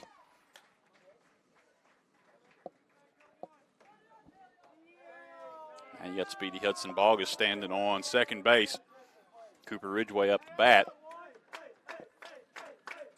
The 1-0 count. And gets that one. A nice hit into left field. It's going to get through. Bogus jogs around. Now he's on the move. Bogus to the fence. Ridgeway is running. He's not going to stop. He may try for home. He's pulling up. He's going to settle for that triple. An RBI triple from catcher Cooper Ridgeway. That one got up there. I didn't see what happened. It must have ate Walters up because it got by him and got to the fence. They may put it down as a triple, but that's a single with a 2-base error because it just went right under his glove. But a great hit because, it was right between the third baseman and shortstop.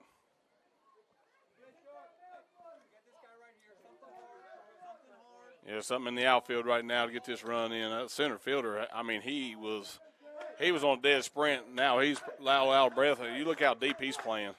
Yeah, they are going to count that as a single for Ridgeway and an error on Walters. But Peyton tried to bunt that first one and get the strike called.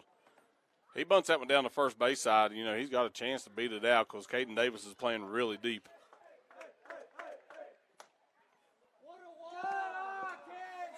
He called that one high, and Peyton Gardner is probably 6'4", almost 6'5". He's taller than I am, and he called that one high, and it looked like it was right at the belt. 1-1 here with 1 out for Gardner, and called strike as he ducks back out of the way. We've seen that a couple times tonight. That thing must have a lot of spin on it. Just can't tell from up here. You can just see it breaking, but you can't tell how much curve it's got on it.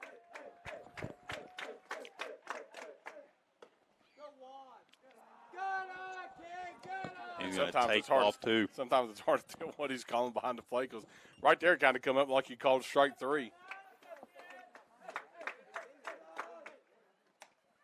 And called strike, same thing. Got him on that inside pitch.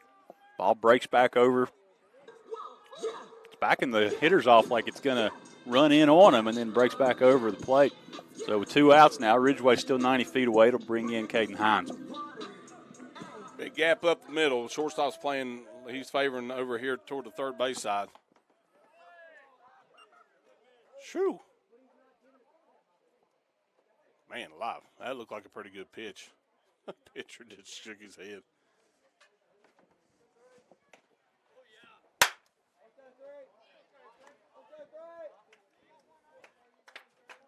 One ball, 1 strike, 2 outs. Cooper Ridgeway still on third base.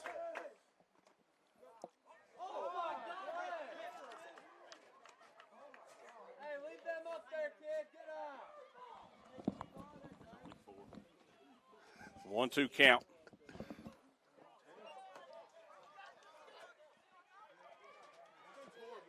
Foul tip into the glove, and that's I think the strike zone from the players and the coach down here is getting a little iffy on both sides because these pitchers are really you know, they're just looking both pitchers, not just ours, the kids, and, you know, both sets of kids are looking at their dugouts and kind of like, you know, what's going on. But looks like Carson Cohen's going to come in to pitch. Yeah, we're going to take a break. Mavericks strand one, but get one across and have the lead back here as we'll start the 5th inning.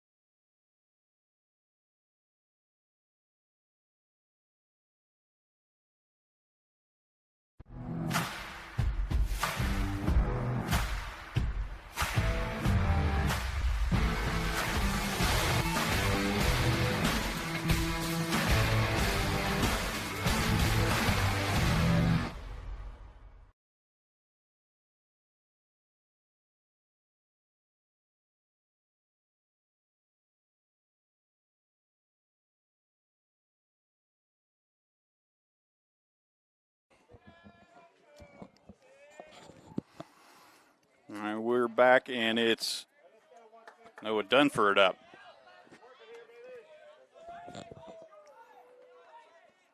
Carson Cohen on the mound. His first pitch gets across. Mavericks able to scratch one in that last inning. Cooper Ridgeway knocking in Hudson Bogus on a single and then a two-base error, getting him in. So Mavericks back on top, 8-7. That one bounces, gets by Ridgeway. Nobody on, so no harm done. 1-1.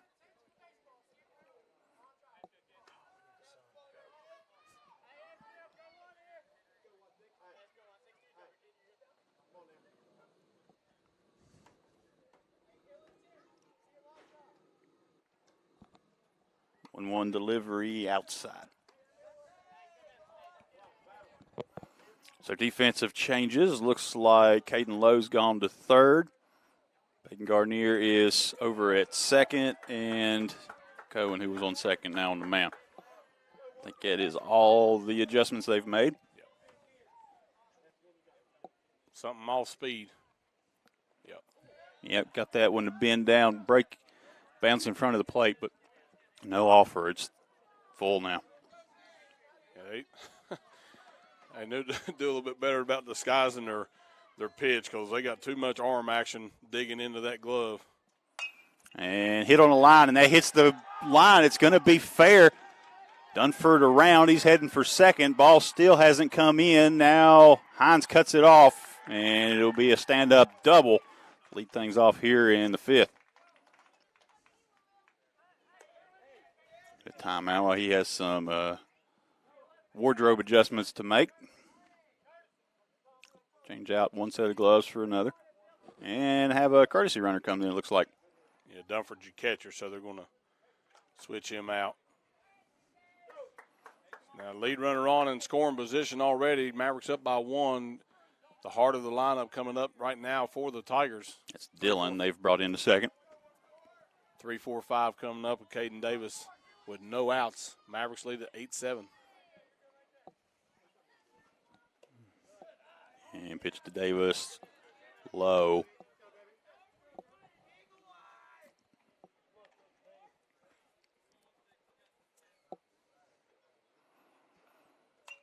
Fastball swung on, fouled back to the backstop. It'll be strike one. He's getting his cuts in. You know, he don't leave nothing in the bag when he gets his cuts. He connects on one. It's going to go.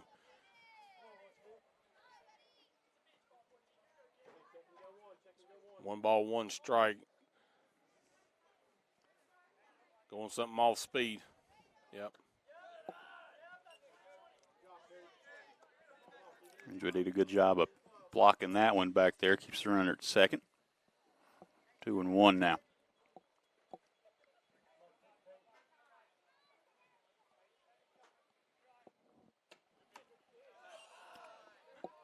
Over just misses 3-1.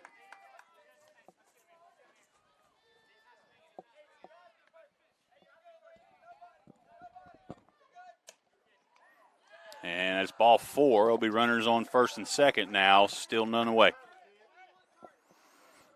And that's going to bring up J.D. Meadows. Yeah, the ever dangerous J.D. Meadows.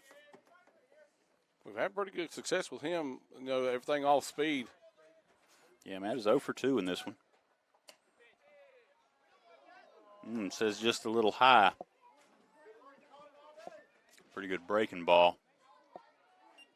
I just don't understand how you can call that high when the ball comes across her thighs. I mean, that's just, I don't care what you say, that's wrong. Fastball looks like it missed low. 2-0 count.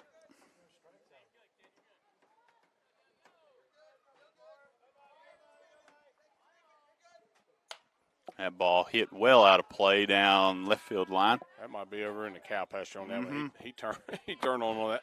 Turned on that one pretty hard. He was definitely looking fastball, and he got the head of the bat around there really quick on that one. So he's battled back, 2 balls, 1 strike.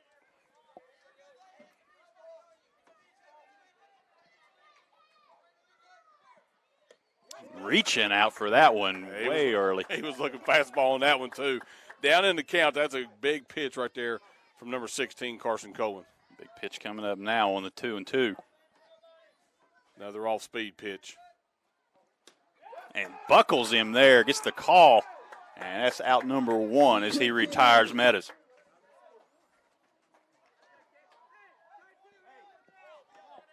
Yeah, just buckled him. Didn't swing, couldn't do anything with that. Jenkins to stand in. Double play in order. And that one outside.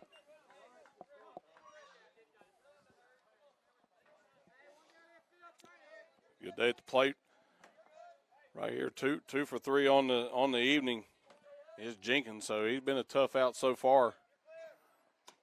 Fastball right down the middle. Good pitch that time. Back to 1-1 for Cohen. A big gap there on the right side of the infield is having to hold on at first and second. And holds up, but called strike. It's almost that pitch that he called high just a minute ago. I mean, it couldn't have been a lot of difference. I know everybody said that's the exact same pitch, but there wasn't much difference in those 2 pitches right there. And the 2-striker reached on. Ball popped up in the air, and they're going to be able to get the out at third. And that'll be all they're able to get. Yeah, base running there that time by the guy running because evidently he was assuming there wasn't nobody on first base because as soon as the ball was hit, he broke back to second, and we had enough time to get the lead runner. Yeah, Lowe used his body, popped that one up in the air.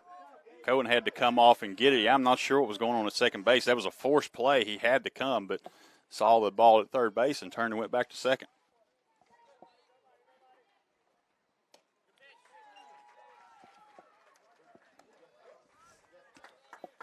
This is Walters up the bat. Has not had a good evening thus far. So let's keep that intact. 0 for 3 on the day. He's ahead right now, 2-0.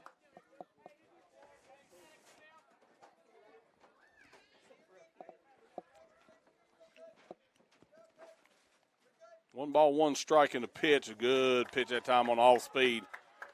I tell you what, when he gets it, you can't see it from up here, but I've called him and I've watched him behind the plate. He gets his curve working. It starts in the middle of the zone. It breaks quite a bit. 1-2 pitch coming with 2 outs. And Buggles gets out of it with 3. A good job there on the mounds, able to strand a couple. Keeps it right here with a 1-run lead heading into the bottom of the 5th.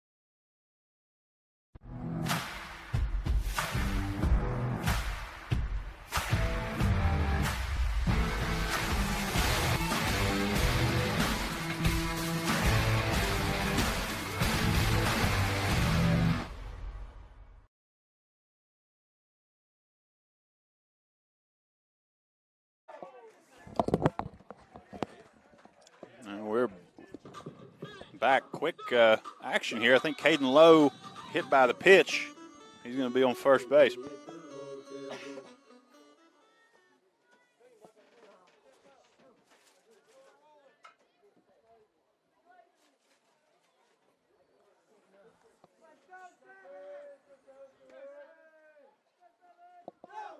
Man, that was a high pitch. And Lowe's off to second. Right to the backstop. I hit. Catcher had no chance. That was probably 3 or 4 foot over his head. So that moves him up into scoring position. Feimster at bat. There's 2 pitches into this inning, and the Mavericks have a runner in scoring position.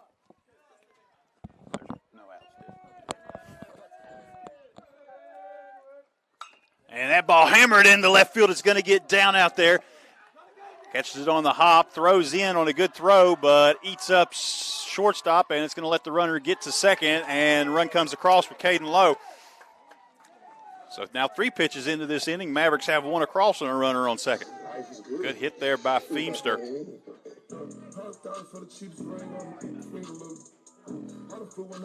1 pitch. Probably going to change pitchers. Yeah, we're going to come out, see who they go with. That was quick. That's let's see where Moynihan's ended up at. He's sitting on 86 pitches. They're going to come out and talk. We assume they're going to make a move. I saw the assistant coach come out. He's talking to Dennis behind the plate like they was going to make a substitution, but he hasn't given the ball to the coach yet. Yeah. And he's going to keep him on. Yeah. So Moynihan will stay on the mound. Like I said, he's got 86 pitches. We're 3 pitches into this inning. It was a hit by pitch, wild pitch, let Lowe come around, and then the RBI. I don't know how they're going to score that. It might have been an RBI single. It should go down as a single. It's going to be a single, yeah. So Feimster advances on the throw. No error on the play, but a single with an RBI. And that lets Bailey Ridgeway step in now with a chance to drive 1 in.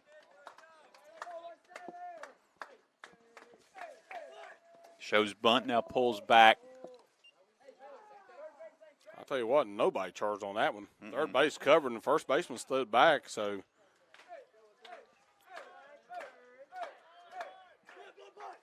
Shows bunt again, takes low. Feemster's going to turn around and get back. Third base did charge that time.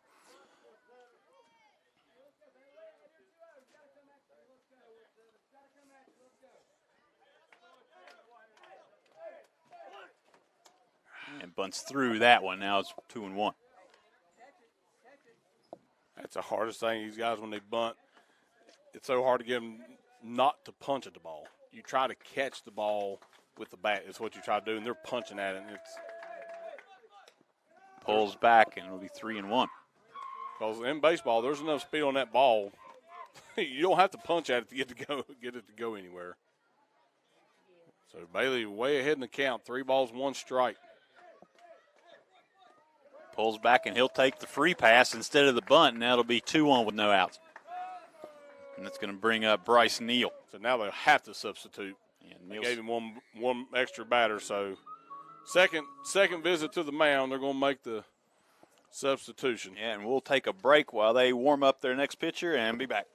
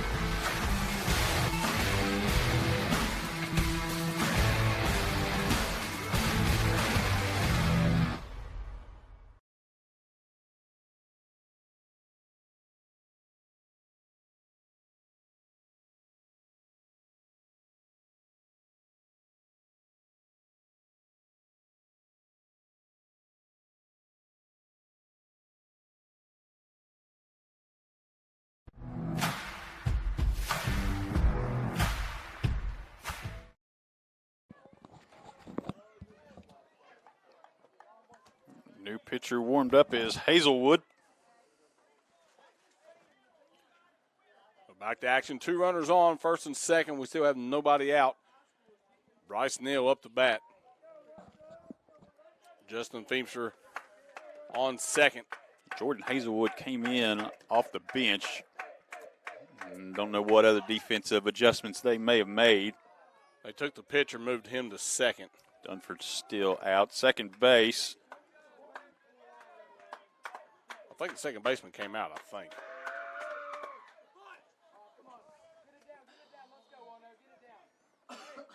Yeah, second baseman was Cole Dennison. He was the 9-hitter. I think he was 0 for 4 on the day. So Probably just be a straight sub. Mm-hmm.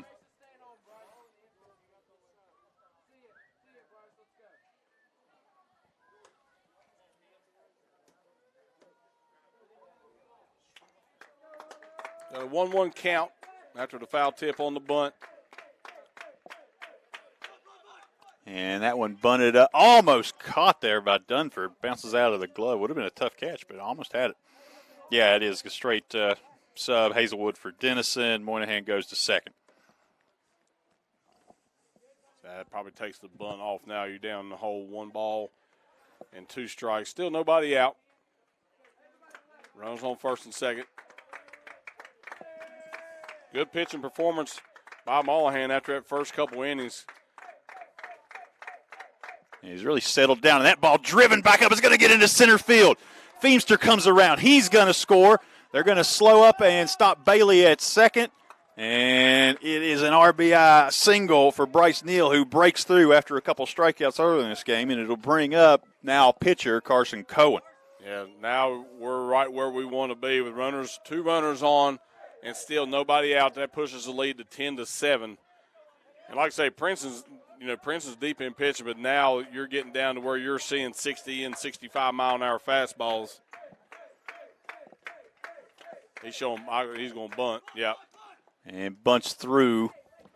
Everybody will safely stroll back.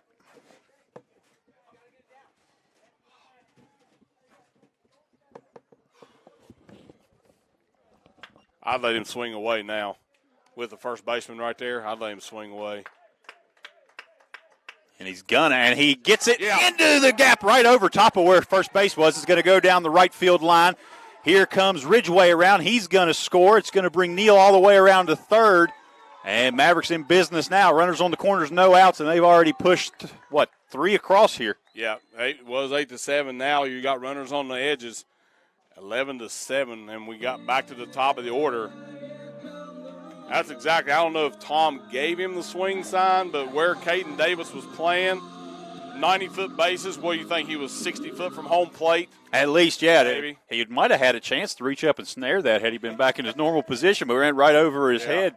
Yes, the ball hit on the dirt. Yeah. So it wasn't a high ball. It went right over his head there. And he did us a favor. Yeah, he did. Good call there, taking the bunt off. And that ball eats up on the handle of Bogus.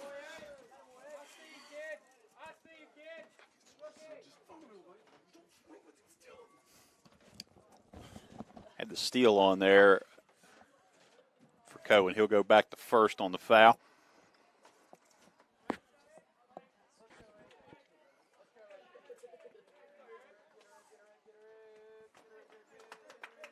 Hazelwood's ready. He's going to fake to third, and that goes back to first, and everybody's safe.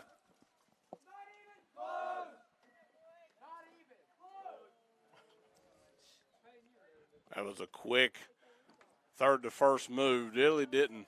I don't think he fooled too many. I think Carson slid back in, could have went back in standing up, but Bryce Neal went back on first move. That ball hit, going to get into the gap past second base. He made a good effort for it diving down, but it's going to get into right field. Goes over there, and here comes Cohen around. He's going to score on the Pete Rose. 2 runs come across. Neal scores. Cohen scores. It's going to be, I think y'all probably credit that, 1 RBI on the single and another across on the error. He did bobble the ball as he tried to field it in right. And you're talking about it again, yeah. Tom had his arms up, holding him, and as soon as that right fielder missed it. The Mavericks have poured it on here, and we're going to get a timeout on the field as they want to gather up and chat about this for a minute. It's, we in 5 runs across now.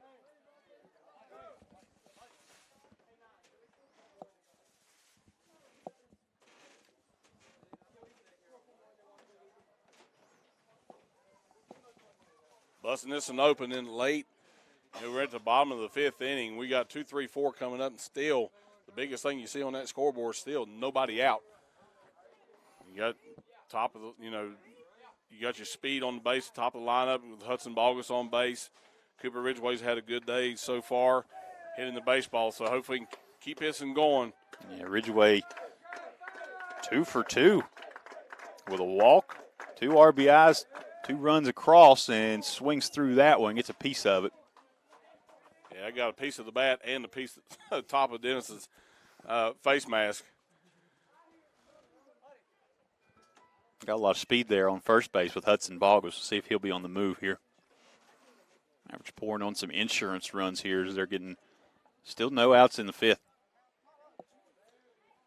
Yeah, so you're taking the starting pitcher, before he was throwing, upper, mid to upper 70s. Now we're facing the pitcher. He's topped out at 71 mile an hour, so you're losing, 5-6 mile an hour. And this is, for this week, that's about what we faced. And steal on there. Ball pops out of the mitt behind the plate, and Hudson will stroll in with no contest.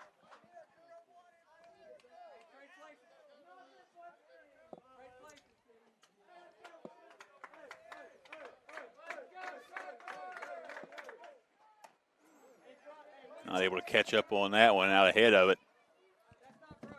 1-2 here at Ridgeway. So the sun has finally disappeared on the field, because I tell you, when that sun sets, that right fielder and first baseman, it's brutal on that side of the field.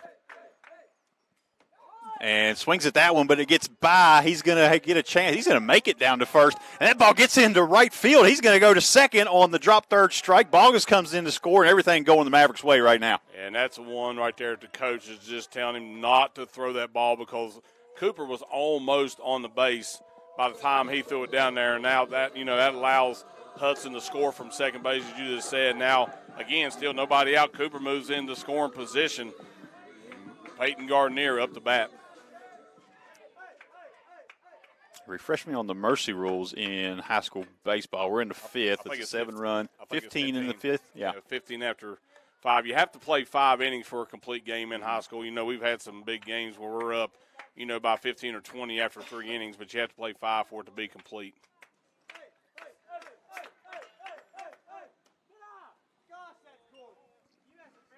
Pops out of the way, 1-1. Big inning right now, 6 across the plate, and still nobody out. They left Mallahan in the game. Then they brought in right now a new pitcher. So Hazelwood delivers and backs him off again. Low and inside, and Peyton Gardner right now in favorable count for Gardner's. Coach Dunford's going to make a mound visit and just kind of settle down his young pitcher.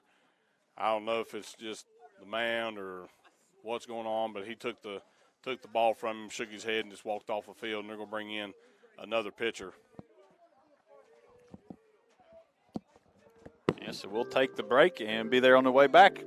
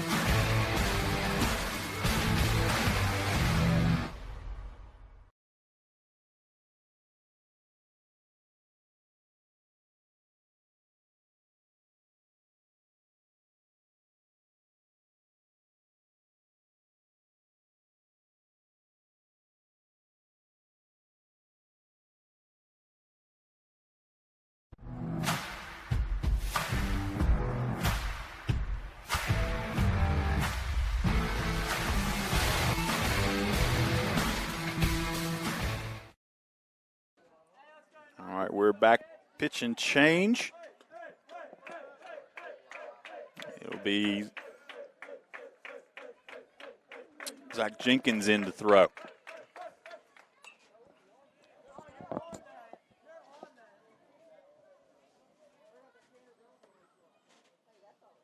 Don't have all the defensive subs for you. We know Hazelwood has exited the game. Dennison has come back in. He's into center field. It looks like Meadows has moved over to third. I believe Dillon is into the game at short.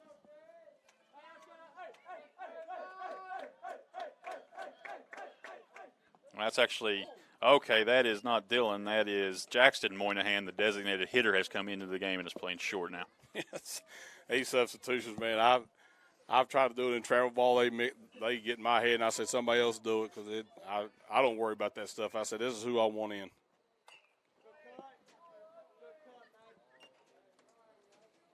So Peyton Gardner strikes out, 1 out in the inning, 14-7. Cooper Ridgeway on second base. Cleanup hitter Caden Hines up the bat.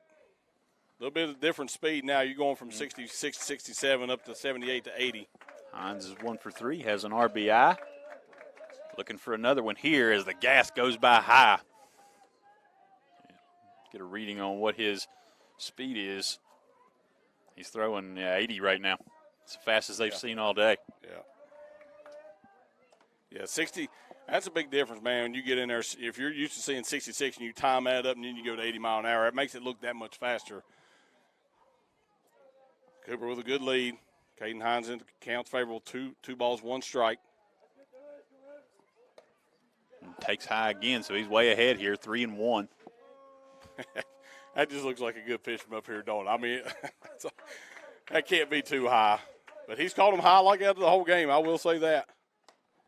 And going to get the free pass. That'll bring up Caden Lowe. You know, you got Justin's had a pretty good bat. You know, he struggled a little bit yesterday, but all week he's done pretty good. It might not be a bad idea right here. You know, he may bunt Caden Lowe, bunt him over, and you put 2 guys in scoring position with Justin Feimster coming up the bat. And majority of the time, Caden, all season long, when we've asked him to bunt, he's done a pretty good job of it. Yeah, Caden today is 1 for 2, does have a strikeout, but Feimster, 2 for 2, has a walk and 3 RBIs. Yeah. So pretty good day there. Percentages, that's probably what you need to do, but we'll see what way his hands. Yeah, he's going to let him swing away. And it's high. But right now, pitcher's having a little trouble getting the ball down in the zone. I maybe wouldn't show bunt until you maybe see a strike. Like I say, he's not around the zone yet. Yeah, he's all. Even that's going to get away. Both runners going to advance. So now you definitely don't have to bunt unless you want to bunt a run in. Because he's thrown 1 strike.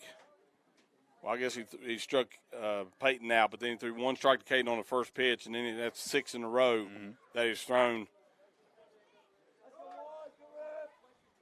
And puts down the bunt. Pretty good bunt right back to the pitcher. He's going to go home. It's going to be a close play. They're going to say out on the tag. Yeah, that was kind of tough because that was bunted back pretty hard back to the pitcher. He had plenty enough time to make the play.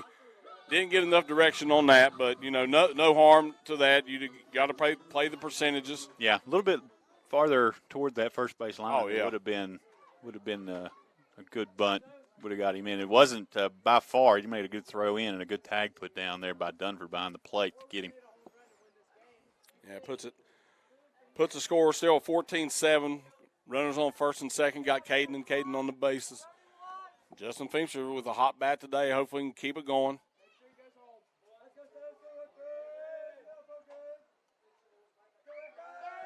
And looks back low into first.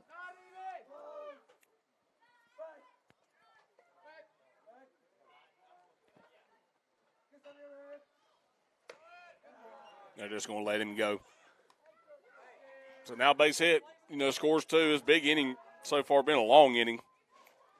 A couple pitching changes, a couple substitutions, but we've put 6 across the plate in this inning. Pass ball could score another one.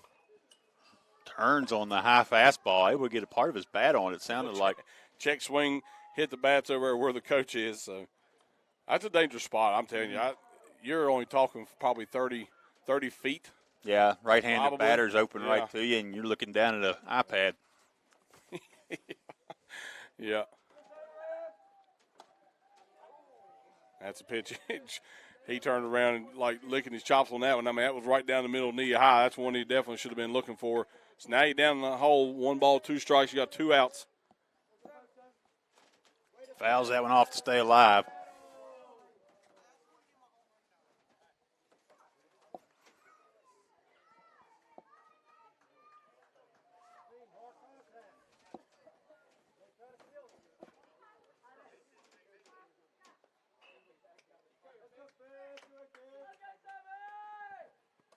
Tried to throw a little off speed on that and got a little loose from him, high and inside. That'll push the count to 2 balls and 2 strikes. Almost got to be looking for fastball right here. 2-2. There it is. And well outside. Catcher had to reach way out for that. So now 3 balls and 2 strikes. Yeah, Feemster's fought his way back to a full count. First base is open. Bailey Ridgway on deck. I think Bailey led off the inning, didn't he? Yeah, I believe he did. Maybe. Another pitch, almost the exact same spot, way outside as Dunford. Had to come well off of his crouch to get that one. It's good. We're still in the bottom of the 5th inning. Long ball game. Supposed to start at 5:30. Didn't start till about almost 6 o'clock. And we're pushing 7:57, 2 hours. So good thing about it, we still have a JV game after this. Hard to believe. Actually, it was Caden Lowe getting hit by a pitch that led this inning. Oh, you're right. Yeah. Only 1 pitch. The first 2 guys faced 3 Okay. pitches apiece. Yeah. That's been a long time ago. It's been a long 5th inning. We've had, what are we on now? 6 runs have come across. Yep. It was 8-7 to start the inning. All right, Ridgway up.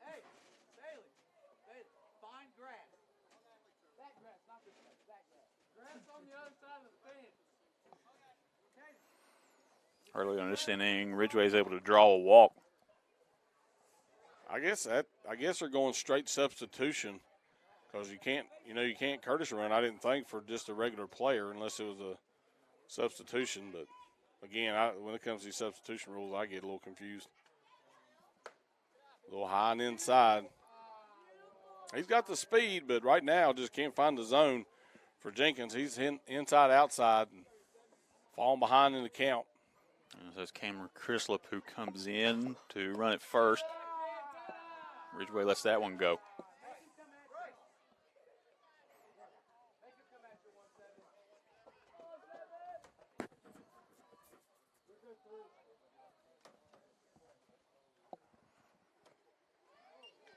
It's a big swing on that, spins around, and it's 2-1.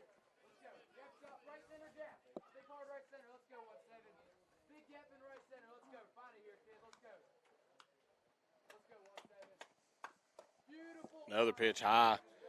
Takes the count to 3 balls and 1 strike. He has nowhere to put him, so walk, get you an RBI on the scorecard. Yeah, big right-handed batter shift in the outfield. Right field playing almost even with second base. So a lot of room down there along the line if you can go the other way.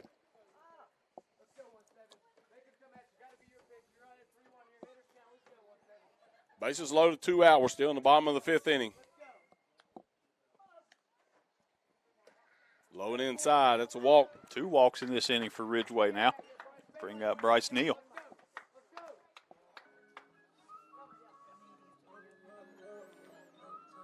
Neal was the first batter to face Hazelwood when he came in this inning. Singled on a line drive.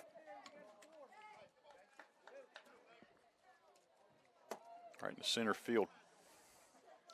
15-7. 7 runs across the plate here in the 5th inning. And that one popped up. It's going to be in no man's land.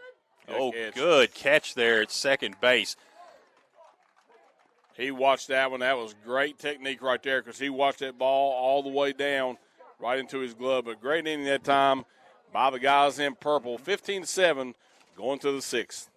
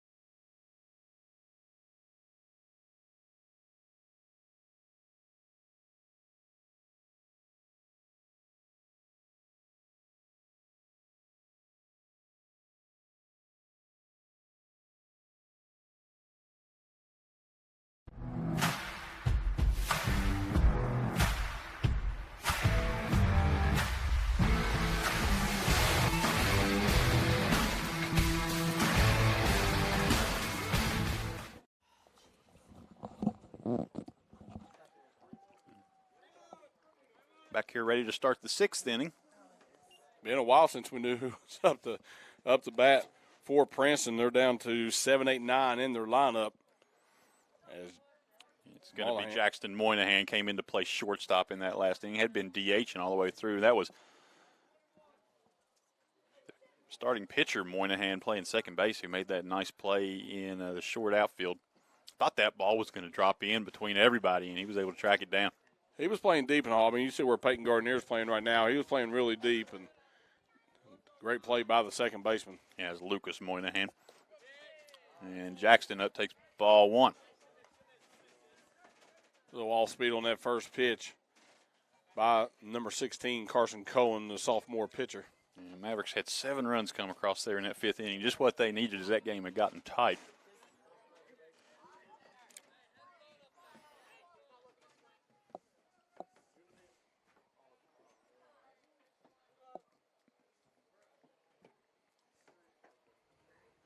And that one bounces in, ball 2. Ball 3, actually.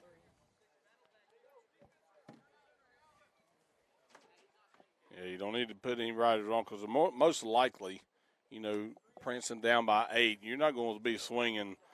You got to discipline yourself. You don't swing until you get a strike because then you still got 2 more. So right now, 3-0, he definitely is not looking to swing. That pitch on the outside corner gets called. 3 balls and 1 strike. He'd already started to walk down to first, yeah. The hitter turned around and kind of smiled like that one was pretty well off the plate. 3-1. And he will take his base this time.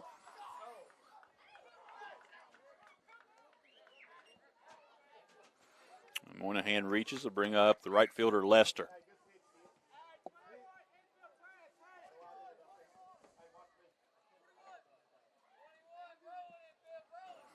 Lester 3 for 3 on the day.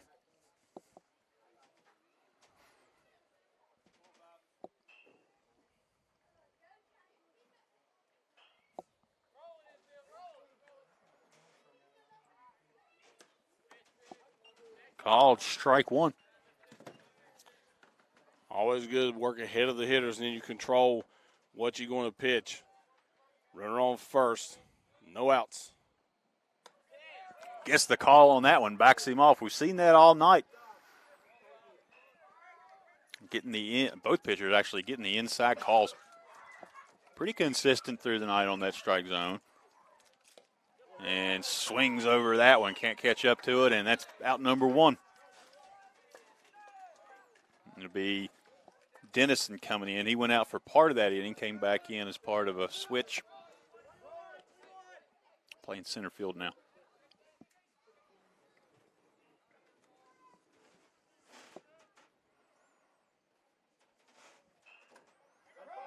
High bounce off the block, and it's going to get all the way back to the fence and be an easy take second base for Moynihan. Yeah, Cooper didn't have much chance of that. Stuck his glove down, bounced off his glove.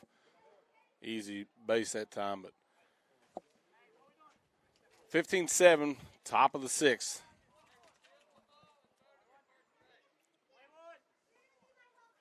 I wouldn't expect Princeton to bunt and give us an out, down by 8 and to sacrifice the out. Says high. That's unreal. I mean, that is unbelievable. That landed at his knees. All Carson can do is just smile. Fastball hit into the outfield. Yeah, it's going to drop in between everybody. Ridgeway throws that into third. It's going to be close. Good throw. Good throw by Bailey. Got to take a chance. I mean, the runner had to hold up just in case we caught the ball, but that was a good throw that time. Now Princeton making a little noise. 1 out, runners on the corners. Yeah, tough throw from Ridgeway, too. He was actually moving the other direction. Had to set his feet and get back around to third. Put it on line, just couldn't beat the runner there.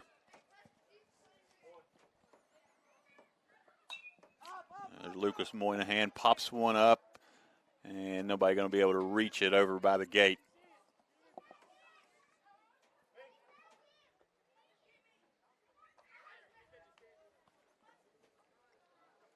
If that's in fair territory, that ball is definitely down. That was in between Justin and Bryce, but nobody would have had a play on it.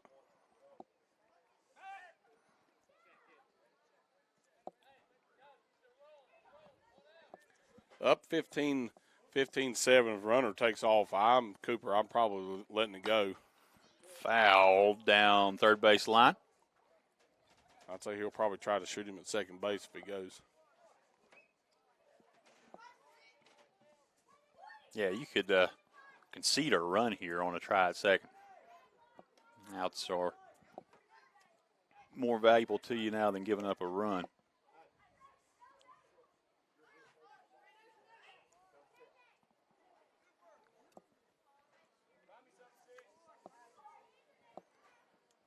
Which same way for Princeton. May not want to run here and try to run themselves into an out. They need base runners.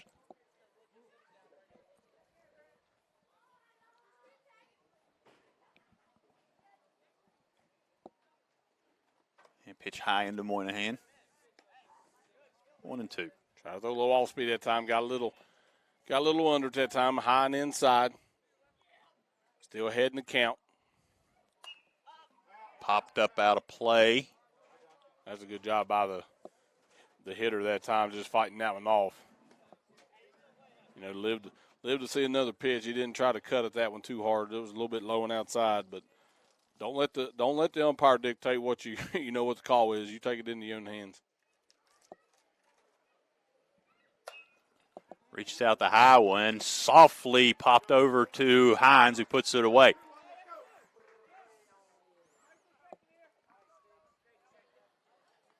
Playing deep in the hole, it's short, and that's exactly where it went.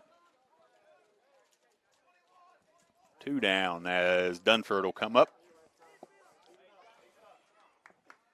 If I'm Caden Lowe, I'm be playing back on the grass because there ain't no way if he bunts and lays it down, so be it.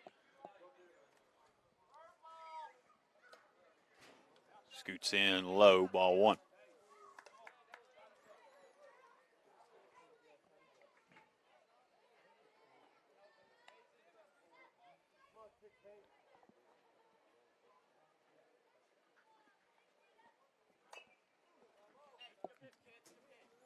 Swing, fouled straight down and back.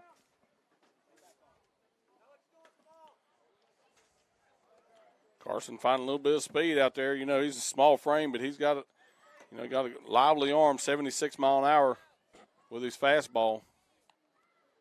So he reaches back and gets them. He's, you know, for his stature, he throws the ball really well. Still only 15 years old, sophomore. Foul tip strike.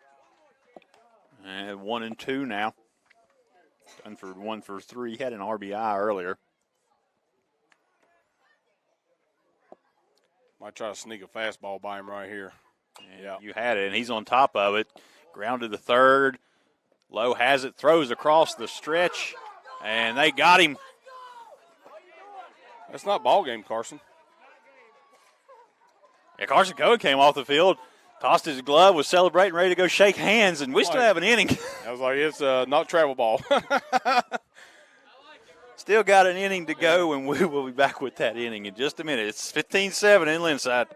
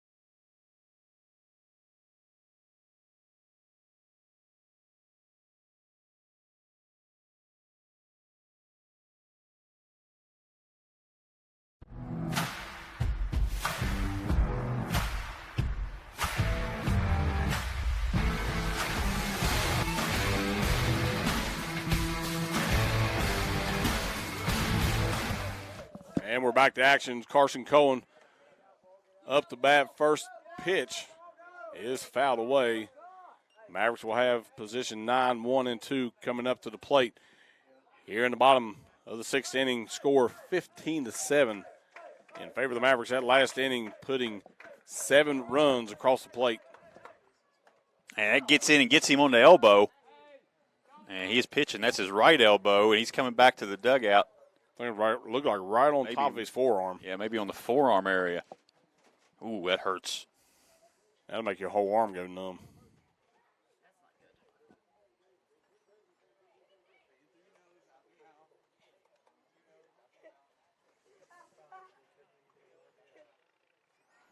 That's his.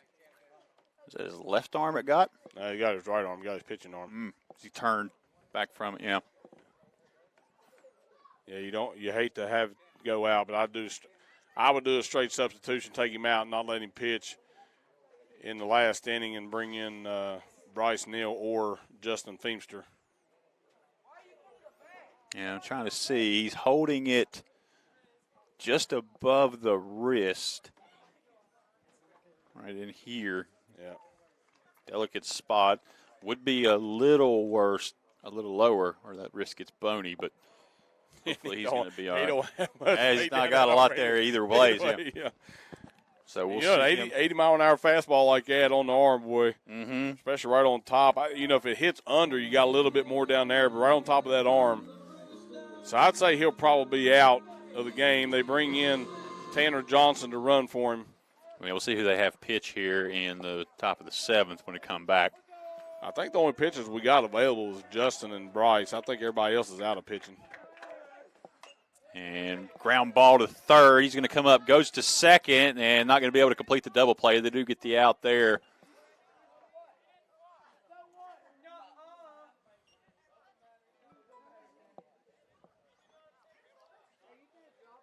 If they want to, they could call this a double play.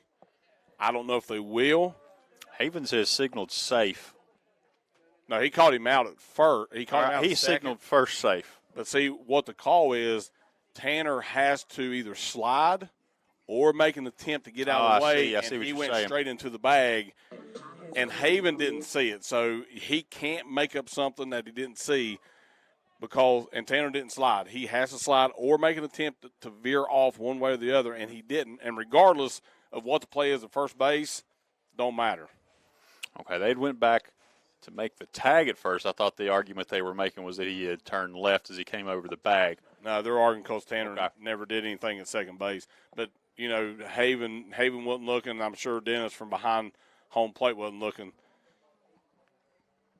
So Haven didn't see it. He don't know the call. So if he comes back with this and calls double play, that's not the right thing to do. But again, Tanner's got to get down. Make it a slide, because even if you slide into him, there's no foul. There's no problem with that.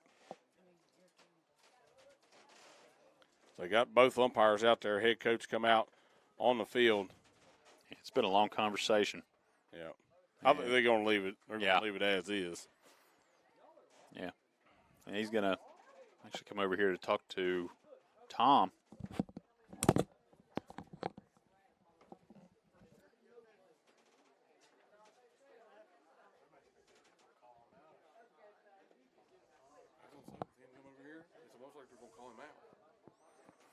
And so we're still waiting to call. Hasn't been a safe signal to come out of that meeting yet.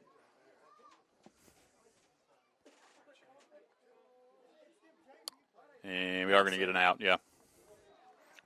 So it'll be 2 outs now as Ridgeway comes up. You're just going off players. I had someone tell me I fell off, ooh, I needed that. And they want to see me pick back up, but when I leave it at, I know I exaggerated things. Now I got it. Ridgeway will step in.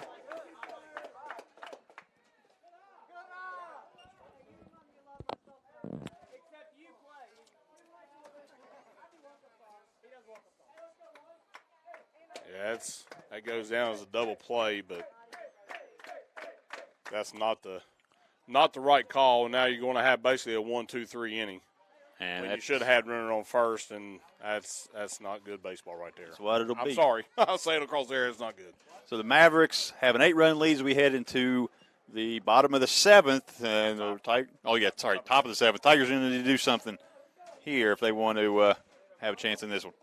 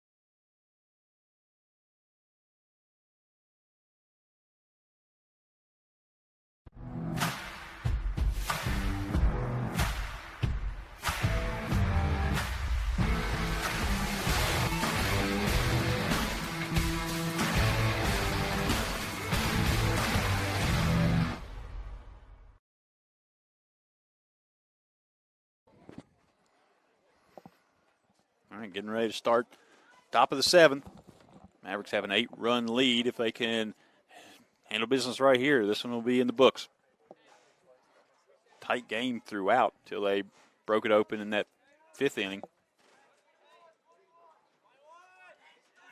Bringing Bryce Neal in. He's facing the heart of the lineup. 3, 4, 5 coming up for the Tigers. And Caden Davis 2 for 2 in this game, and he almost goes 3 for 3. That was going to go foul. Hard hit ball down the left field line.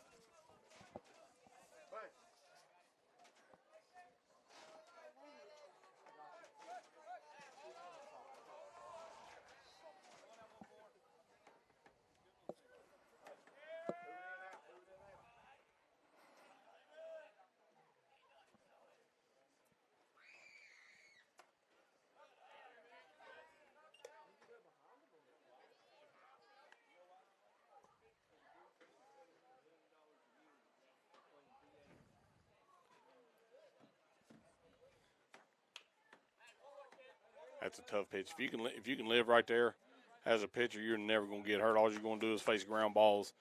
You're not going to face anything hard hit. And that was right off the end of the bat by Caden Davis. Foul balls for Bryce Neal Ahead in the count, 1 ball, 2 strikes. And we have no outs in the top of the 7th. Blows that one by on the. Put a K on it. Put a K on it. Put a K on it. Call it the Linda Ronstadt.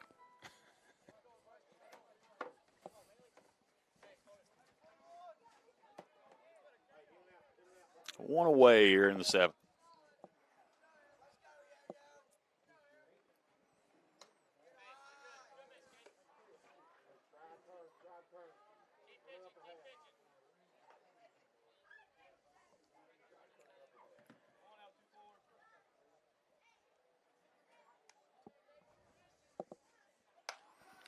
Line drive into left field. Ridgway there to play it on the hop. He's going to get it back in quick, and it'll be a long single.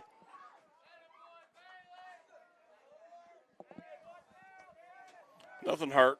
Nothing hurt. That's their big stick right there. And he hadn't had a good evening at the plate and finally get on. So Bryce will have to go to the stretch now. I wouldn't expect any stealing right now. It's number 15, the pitcher coming to bat.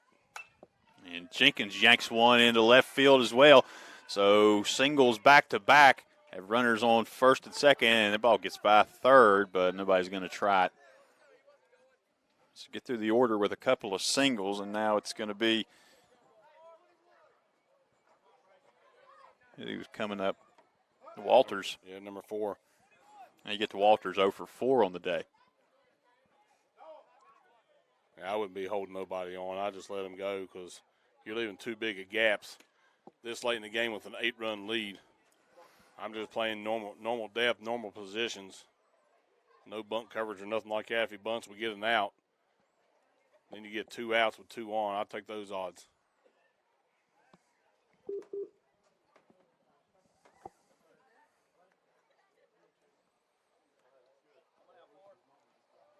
One ball, no strikes, 2 men on.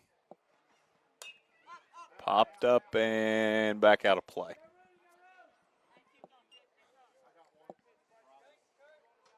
They've run out of baseballs. Had to bring in a brand new one in the 7th inning. You hate to see that new ball come in like that. $10 every time they go in. Yeah.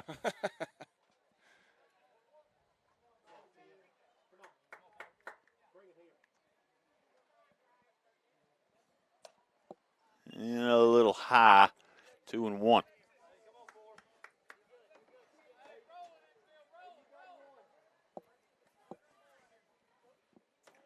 Two balls and 2 strikes.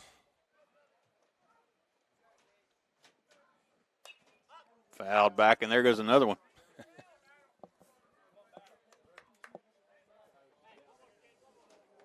Need a kid to go find those balls. Yeah, it should be, but I think there's plenty of them back there playing.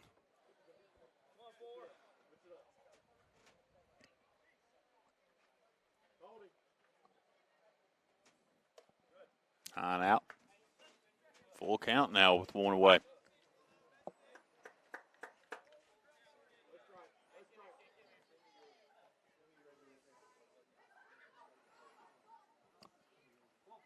Long week for the Mavericks.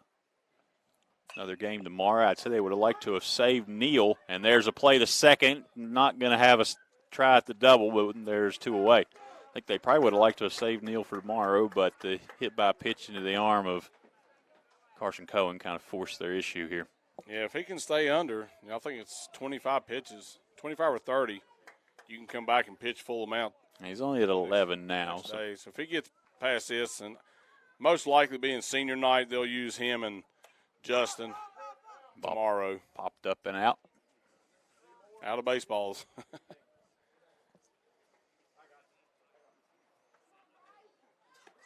Have to throw in another one.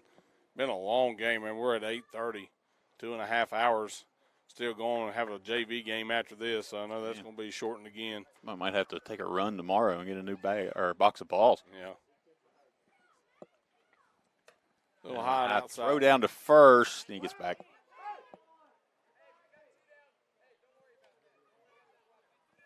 Yeah, they're not going to steal because you don't want to make the third out at second base. I wouldn't even, you know, Cooper's too competitive not to try to throw at least one. So swung on early and fouled away. 1-2 now. Princeton down to their last strike.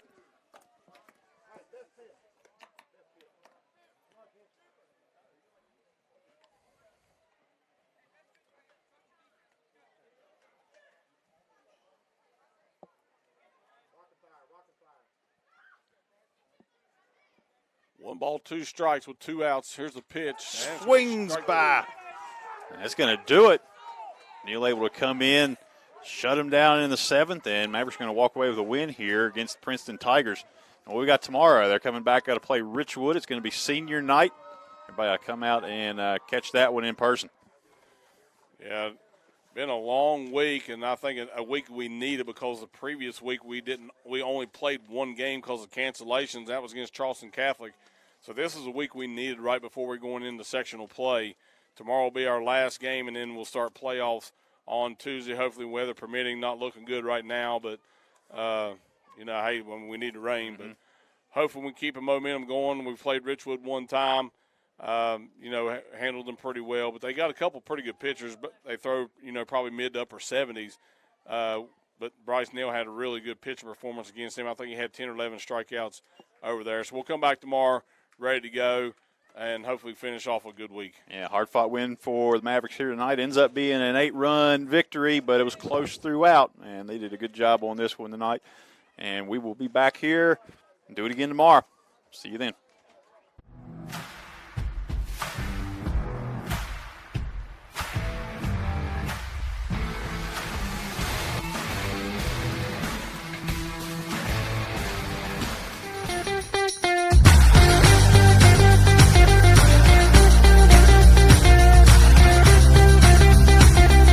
The 2023 West Virginia State